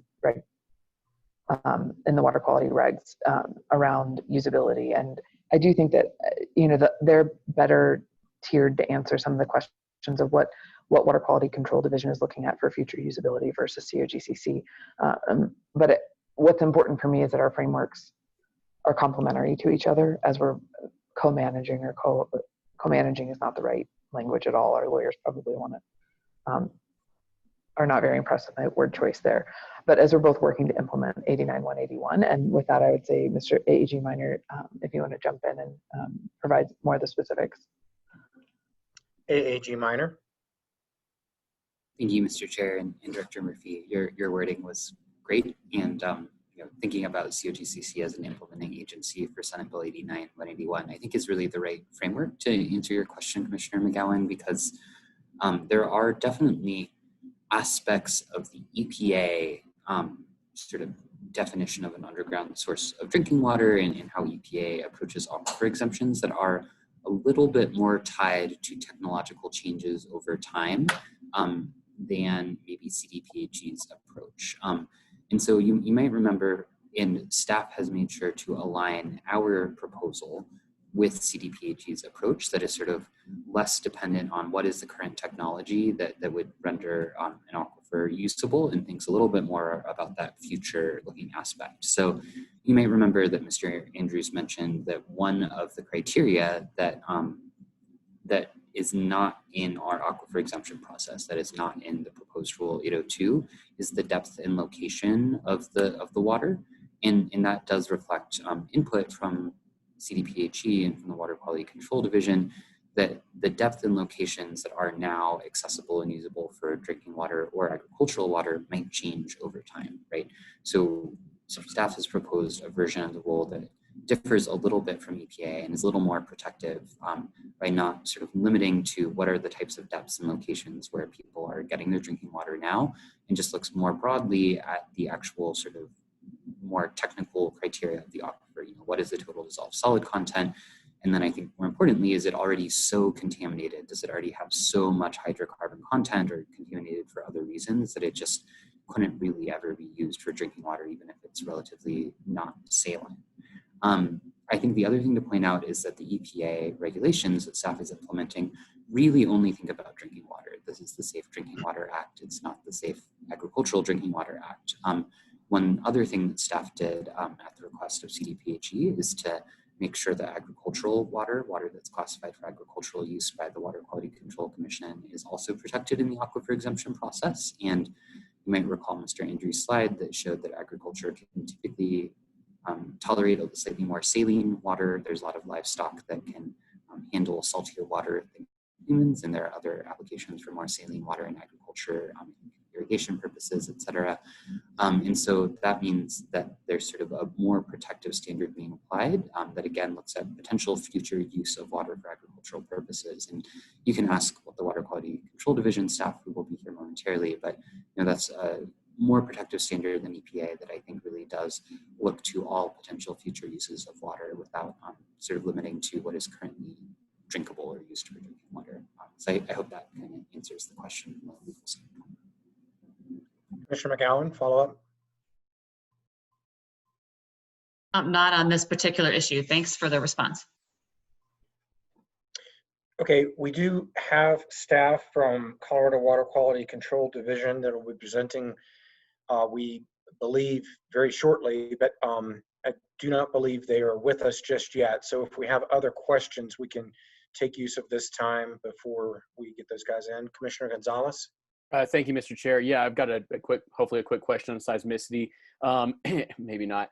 I'm curious why Oklahoma and Colorado are different from a seismicity perspective. Mr. Andrews, you mentioned some kind of unique nature of Oklahoma geology, and that may be tied to some of the ramp in seismicity or seismic events that they've seen. And so I'm curious how that differs in that state to this state, or how it differs in general. Mr. Andrews? Thank you, Mr. Chair. So what I can say is some of the injection wells in Oklahoma, they had more issues with injection near the Precambrian basement. Our UIC lead, Dr. Kaler, informed me that there are also other geologic considerations out there, but I'd have to lean on him a little bit to help answer that question. Chair, Yeah, please. I think one other piece that I've heard our engineers talk about is the injection rates are also really different in terms of volumes. So it's a mix of, as I see it, Colorado's geology, our regulatory oversight, and then the volumes of water disposed of. And I know I just kind of interrupted anything from Dr. Bob, which is an error in judgment perhaps, but wanted to make sure we touched on those other pieces. Why don't we table the question and have Dr. Bob ready to testify to that a little bit later. We do have our panelists from the Colorado Water Quality Control Division staff. If you guys would like to introduce yourselves and proceed with your presentation, we look forward to hearing from you, and thank you for attending with us this morning. Thank you so much, Commission. My name is Meg Parrish. I'm the Permit Section Manager for the Water Quality Control Division. And I'm here with Robert Hilligus, who is our coordinator on UIC wells for with the Water Quality Control Division. It sounds like you guys have kind of already gotten into the meat of this, so we're going to just be really brief and then just any questions that you would like. So the UIC program, the Class 2 UIC program in Colorado is different than other UIC programs because it's got these two legal requirements, right? You're not just following the EPA regs under the Safe Drinking Water Act for protection of those underground sources of drinking water. You're also under SB 89-181, having to ensure compliance with Colorado's groundwater quality standards. And we are really excited that the staff's draft really reflects this dual commitment and seems to really effectively meet the legal requirements of both. One piece that I think gets a little confusing, so I just kind of wanted to make sure that folks see the overlap between the Water Quality Control Act and the UIC program. When the COGCC makes a decision that an aquifer is going to be exempt, it then qualifies under the Water Quality Control Act's sort of different groundwater classifications as a limited use and quality aquifer. So there's a direct connection between these two acts, and we think that this current draft really reflects that, and by narrowing, what can be the criteria for a UIC aquifer exemption, really ensures that agricultural water supplies are protected, that future water supplies are protected. So I'm going to turn it over to Robert now, who really does the on-the-ground work here and can kind of describe what we think of as a really important piece of this groundwater protection, which is this coordination between COGCC staff and water quality around specific aquifer exemption applications.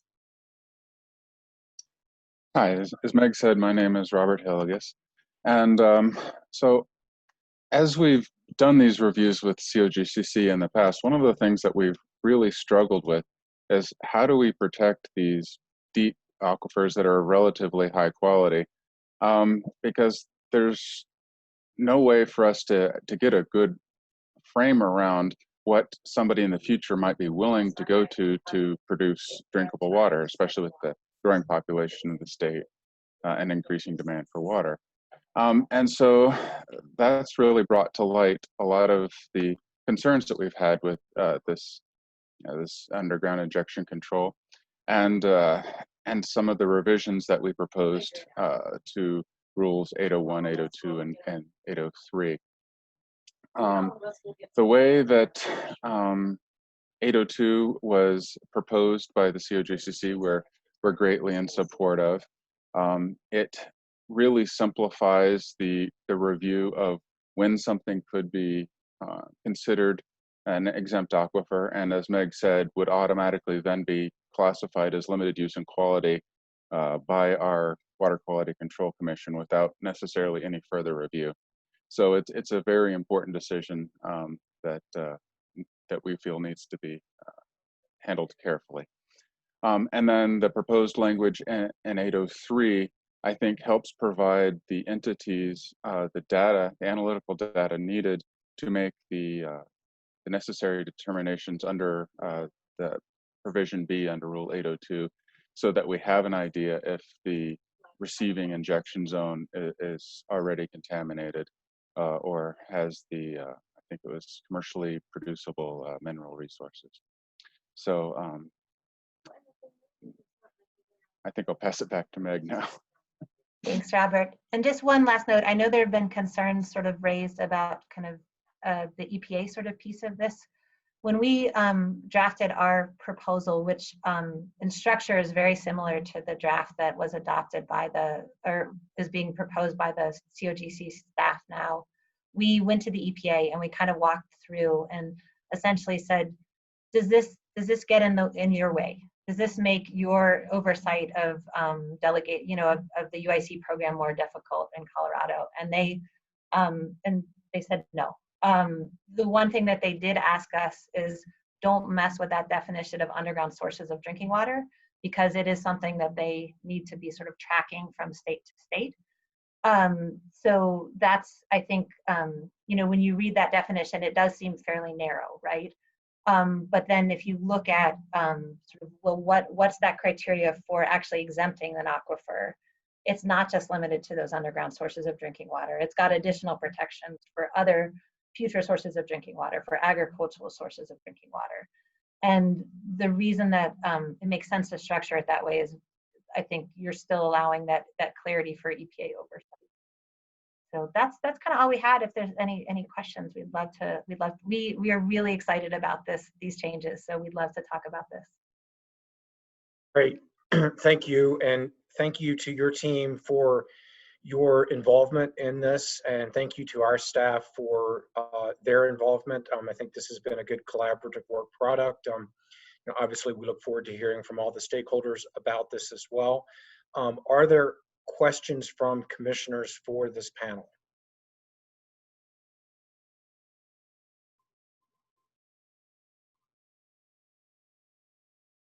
Great. Well, we look forward to having the draft vetted by our stakeholders over the next couple of days. And thank you for appearing with us. And we will get back to you if we end up with other questions as we listen to other stakeholders about these topics. But thank you again for appearing before us this morning.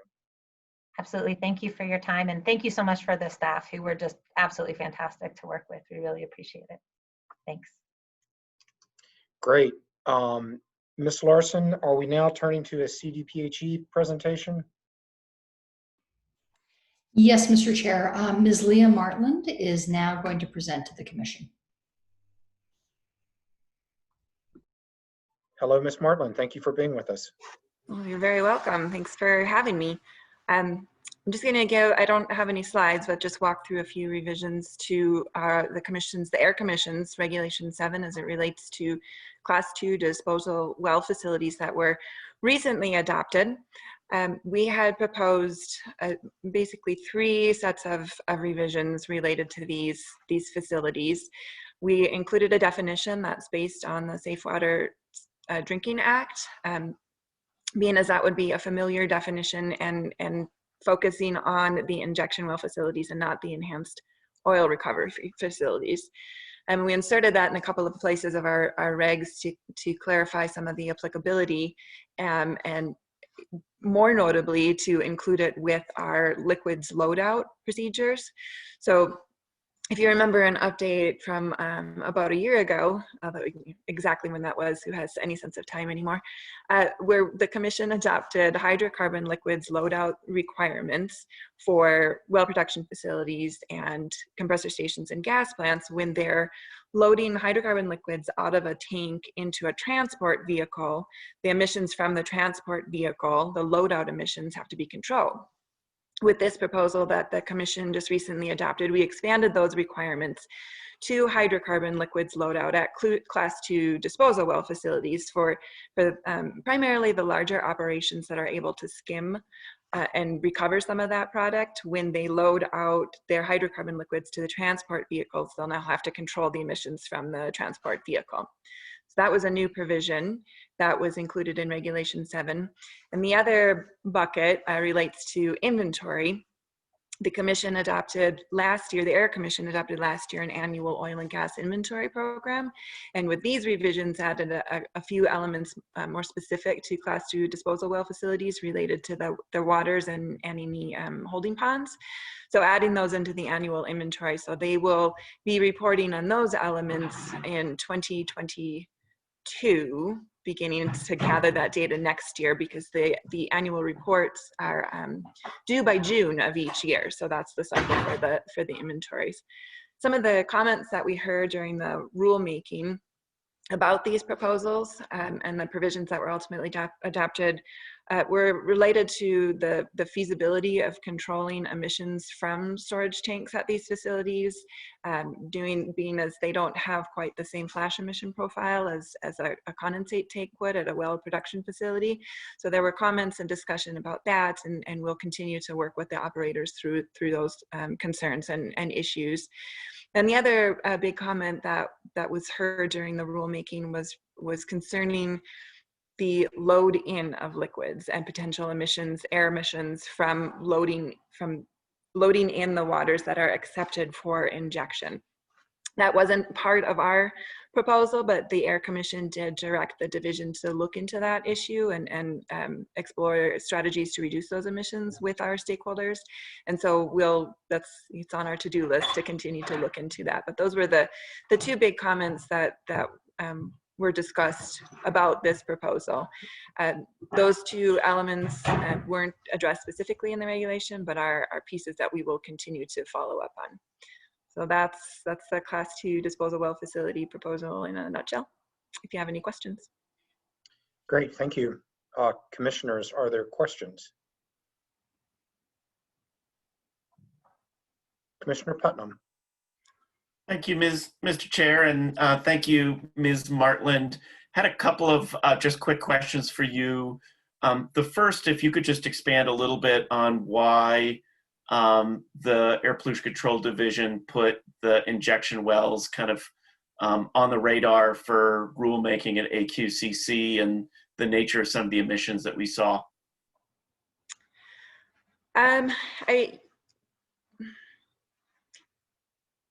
We have strong directives to reduce ozone precursors and GHG emissions, and the magic fruits aren't there. So looking beyond just the well production facilities that have been such a focus and trying to find other opportunities for emission reductions, there have been some studies indicating that some of these facilities may have higher emissions. So adding into the inventory piece will help us get a better handle on that.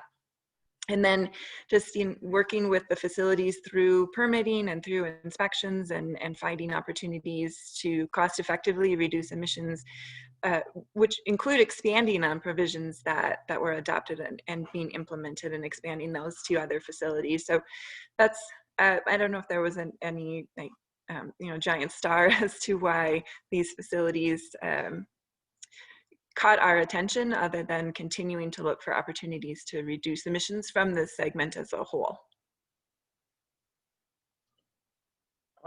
Commissioner Putnam, follow up, and then Commissioner McGowan. Great, thank you, Ms. Martland. And then one just technical question for the new inventory requirements for actual emissions reported by these facilities. Was there a size threshold associated with that, like there was for the loadout, or is that all facilities that fit in this category? It's all facilities that fit in the category. That's a good point to make. So the air pollutant emission notices that are sent in that are part of our inventory do have thresholds built into it. Operators report both controlled emissions and uncontrolled emissions, and they relate to their permitting thresholds. With the annual inventory, there's a couple of categories that are reported on that have a de minimis built in, and that's based on the greenhouse gas reporting rule, but they're very few. We anticipate all facilities reporting their emissions and their actual emissions, so not projected emissions, but what their actual emissions are, with no de minimis as to when you're subject to that reporting requirement. Thanks, Ms. Martland. Thank you. Commissioner McGowan.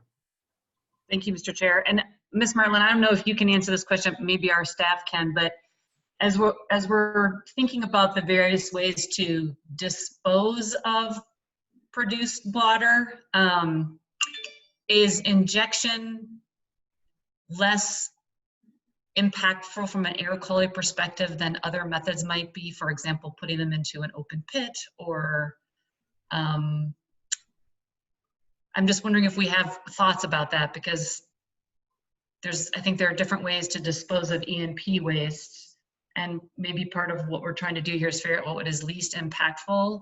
And so in comparison, do we know what kind of emissions are coming from this type of activity versus other types of ways to dispose of produced water, for example? Yeah, I would definitely tap into your technical staff on that one. I mean, for produced waters, there's injection, there's recycling, there's, you know, the pits. We have calculation methodologies for all of these. I don't have those numbers directly in front of me. I'd have to work with some of our permitting staff to come back with some ballparks as to what a typical facility would be. I mean, obviously the open waters are volatilizing straight to atmosphere versus, you know, having some sort of control mechanisms prior to whatever the end place is for those liquids. But I'd have to work with some of our staff to come up with some numbers for you. Do any members of our staff want to weigh in? Director Murphy? Thank you, Chair and Commissioner. It's a good question, and I would echo what Ms. Martland said in that you know, I don't have numbers specifically, but I think we do think that injection is preferable after you've exhausted recycling for produced water. And I think one of the things is now we have fully launched into the 800, 900, 1200 meeting. I would kind of point us to looking at 903D6, where staff is proposing to require better tracking of pit emissions for the first time. So I think we are trying to better understand those interrelationships. And, you know, I alluded to this in my opening comments about the importance of injection, because we do need to dispose of waste and in a number of capacities. I think staff does prefer the idea of injecting over some of the other tools that are available. Other questions? Commissioner Bogue. Hi, Ms. Martland. One question for you around the inventory. Are producers going to be including an estimate of the CO2 that is potentially used in enhanced oil recovery that is then sequestered in formation? You know, if they use CO2 to perform enhanced oil recovery and some CO2 stays, say, dissolved in the hydrocarbons or water in a formation, can they report that as a sequestration opportunity in their inventory reports? Ms. Martland. Our inventory isn't currently set up to capture that one necessarily. We have a list of the categories of equipment or activities that they're reporting on, and sequestration isn't a part of it. We did, the commission, you guys are a commission, the Air Commission did expand the inventory to include CO2 and N2O. When it was first adopted in 2019, it was CO, VOC, NOx, methane, and ethane. So they did include those other two greenhouse gas pollutants, but sequestration isn't listed in specifically, but the emissions from the wells and well maintenance activities are going to be reported. So it may be, you know, it's certainly possible that that could come up should an operator be doing those activities to have that interplay, but it itself is not a category in the inventory. Okay, that's helpful. Thanks. Oh, sorry, Chair. No, that's fine. Go ahead. I'm just thinking sort of longer term about potential increases in CO2 injection and sequestration, you know, and the industry potentially pivoting that way to a larger degree in Colorado. And it's helpful to know that EPA currently, you know, regulates, I think they were the class 6 wells that are focused on CO2 injection. So I just wanted to flag that as something we just might want to keep thinking about, you know, in the months and years to come, if the state should have a bigger role to play there or leave it up to the feds. So thanks. AAG Minor, would you like to weigh in on this topic? I would. Thank you, Mr. Chair, and thank you, Commissioner Bogue, because I think that's a great question, and it does actually highlight one of the interplays with the 300 series rules. So you may recall from the CIDR database, Rule 303A5. In Rule 303A5 capital B, it provides that the Form 2B is to be used to track both the incremental adverse and beneficial impacts.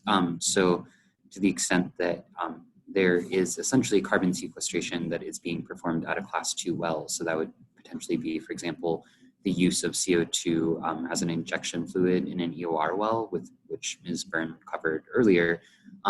If that's at a new facility that is required to submit an OGDP and thus required to submit a Form 2B, the operator could actually track that as a beneficial incremental cumulative impact on their Form 2B, and that would be sort of acknowledged in the CIDR database. So again, not as currently proposed, not every well, including EOR wells, would necessarily require a Form 2B, but to the extent a Form 2B is required, we would be able to track that sort of incidental use of carbon sequestration as part of the EOR process in our database. Commissioner Putnam. Thank you, Mr. Chair, and thank you, Commissioner Bogue, for the question, and Ms. Martin and Mr. Minor. One of the things that I think we want to be careful about is double counting of reductions and the source of where that carbon dioxide that may have been stripped and sequestered. So if it's coming from an industrial source, like there's been discussion around cement factories as an example, you know, we would reflect that as a reduction in that source, and we don't want to double count it.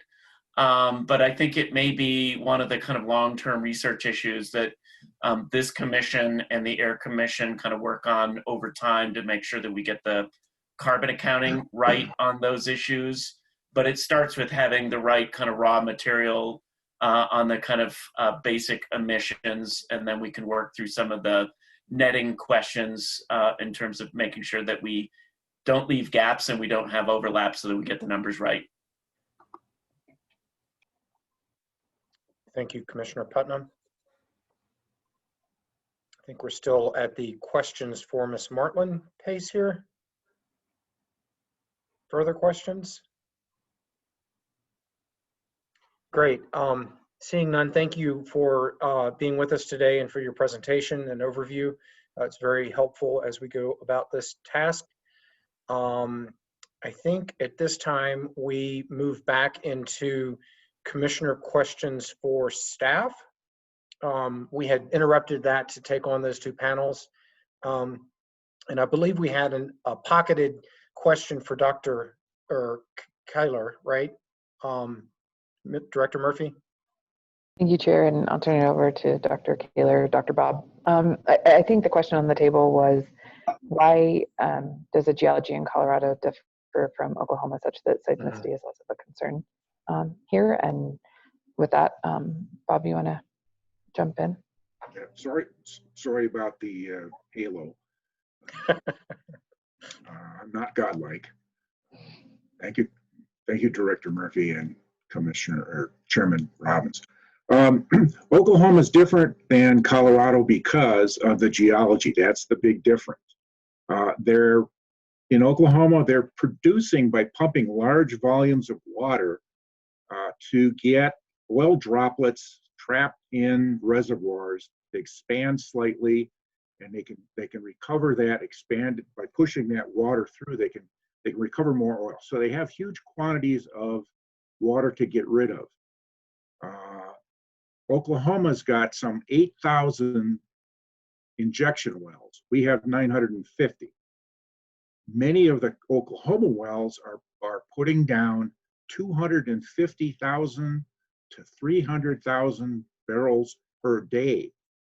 If we get a 300,000 barrel per month well in Colorado, that's a big one. So the volumes that they're putting down are huge. They're then going to the geology part of the answer. They're injecting into the Arbuckle Formation, which is a dolomite, which has got it's a carbonate unit dolomite, and it's got good porosity and permeability. I don't think they have to pump particularly hard to get the fluids down. It's a very open receiving injection zone. But that Arbuckle sits right on top of basement. It took them several years at high volumes in local areas to fill their Arbuckle up with water. And at that point, they started increasing pressures in existing Precambrian faults, stressed faults. That started seismic activity. Colorado's completely different. We don't have this Arbuckle Formation except on the eastern side of the state, and it might be used for injection, but we certainly, especially on the eastern side of the state, we don't have 250 or 300,000 barrels per day being injected. So we don't see the same kind of danger in seismicity from that situation. What we do see, the one example we've got, is injecting into Precambrian basement at a high volume is not a good idea. So we backed off and said you can't we won't permit an injection well within 300 feet of known Precambrian basement. That's just not a good idea. So before I wander off too far, how's that? Were there follow-up questions from commissioners? Commissioner Gonzalez, Commissioner McGowan?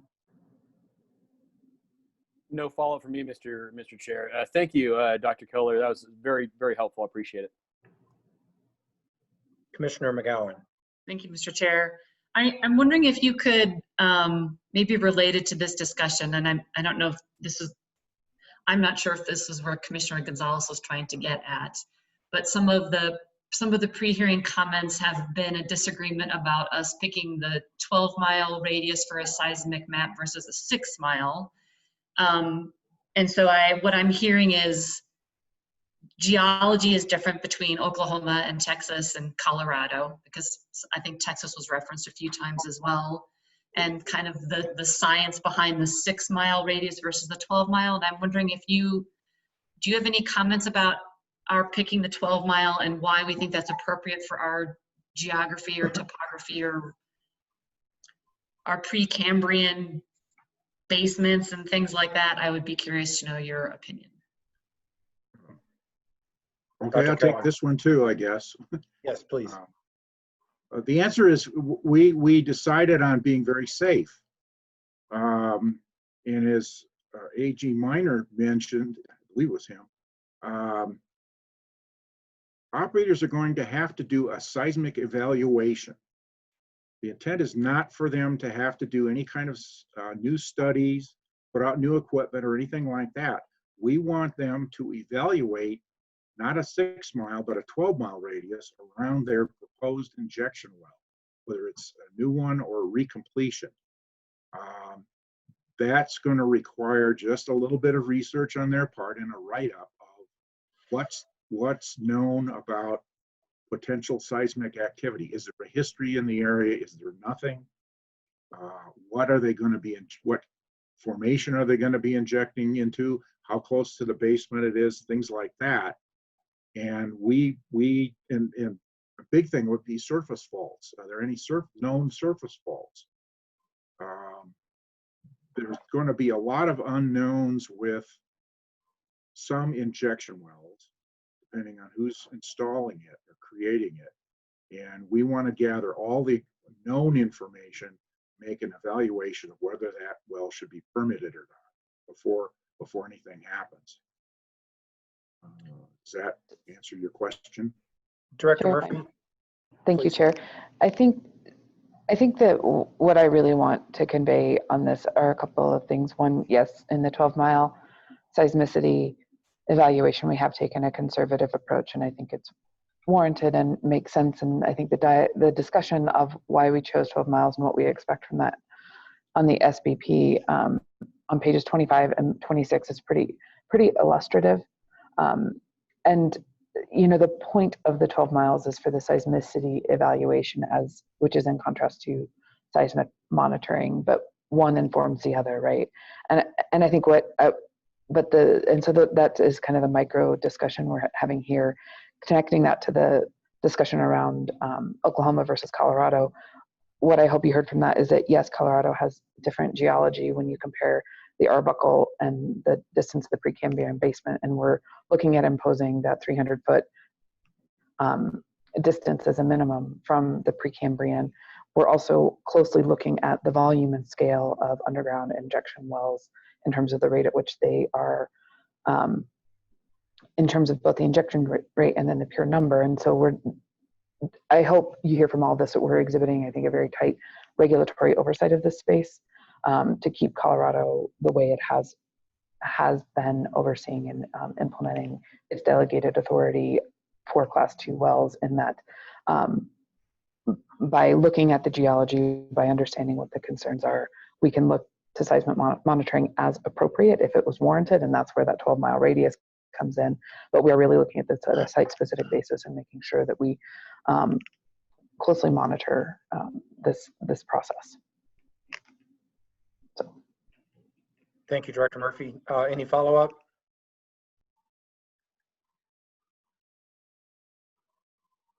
Any further questions from commissioners? And this is questions to all of our staff that presented. Commissioner McGowan. Thank you, Mr. Chair. I already know the answer to this, but maybe just for everybody who's listening, the public water systems had requested the ability to inject briny water into the injection wells, and there's a reason that we cannot do that, and I'm wondering if AAG Minor could speak to that, please. Or whoever wants to speak to it, sorry. AAG Minor. Thank you, Mr. Chair, and thank you for the question, Commissioner McGowan. The answer is no, you could not inject briny water from a desalination plant into a Class 2 UIC well, because that is not Class 2 UIC waste. It could potentially be categorized as maybe hazardous waste, a Class 1 well, or potentially sort of that catch-all other Class 5 waste and injected into another form of disposal well. But unless it comes back up to the surface as part of oil and gas operations, it's not Class 2 waste. So the answer is that, as we've heard, reinjection into sort of safe, deep underground formations is a great way to dispose of fluids that avoid some of the impacts at the surface, but the specific waste from a desalination plant wouldn't qualify as Class 2 waste. So if that got injected, it would not be subject to COGCC regulations. It would be subject to direct regulation by EPA. Thank you, AAG Minor. Commissioner McGowan, please. Thank you, Mr. Chair. I'm wondering if someone could talk about the analytes that were asked to be tested. And it looks to me like we've expanded the number, and if someone could explain the reasoning behind that. Director Murphy, AAG Minor, who wants to take that? I think AAG Minor. Thank you, Mr. Chair. So this is actually a tie-in to the 900 series and also reflects the ongoing collaboration with our partners at Water Quality Control Division. So the analyte list that is required for testing in rules, I believe 805, 806, and 807 in various types of the produced water tests, are the same analytes that are being tested for in Rule 909J. And Rule 909J is the testing that's done of produced water that's put into pits in the 900 series. Those analytes essentially are the same as the analytes in Rule 615, baseline groundwater testing. And there has been a concerted effort by staff, led by Dr. Kentautis, who you heard from about Rule 615, to just make sure that we're getting consistent data across the board for the purpose of all the different types of analysis that operators might want to do about their own operations, that staff might need to do at various points to ensure compliance with various water quality standards, and also so that our partners at CDPHE are getting consistent data. And so the reason that those analytes were shifted is part of that data consistency, and they will sort of directly match what we're seeing in the 900 series, so that when produced water goes into a pit, we're getting data about it, and then if that water is later injected as the final disposal method, we're getting sort of the same data. And that's, I think, really important to make sure that we are getting that sort of broader tracking as part of staff's efforts to better understand the characteristics of E&P waste and shape ongoing efforts to reduce environmental and public health impacts from that E&P waste in the future. Thank you, AAG Minor, for that answer. Other questions for our staff panel?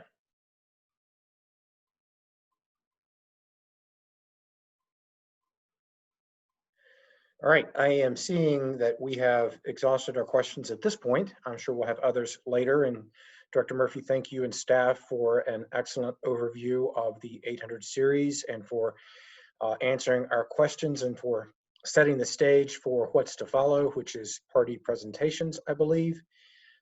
It is 11:36 on our agenda. It's supposed to be noon, so we're 24 minutes ahead of time. Hearings Officer Larson, we have parties set up for presentations starting, oh no, I'm sorry, next we have public comment starting at 1. Should we adjourn until that time? Should we take public comment now? What is your pleasure? Certainly, Mr. Chair. So currently we do have one member of the public signed up to provide comment. That individual, however, is not in the Zoom meeting at the moment.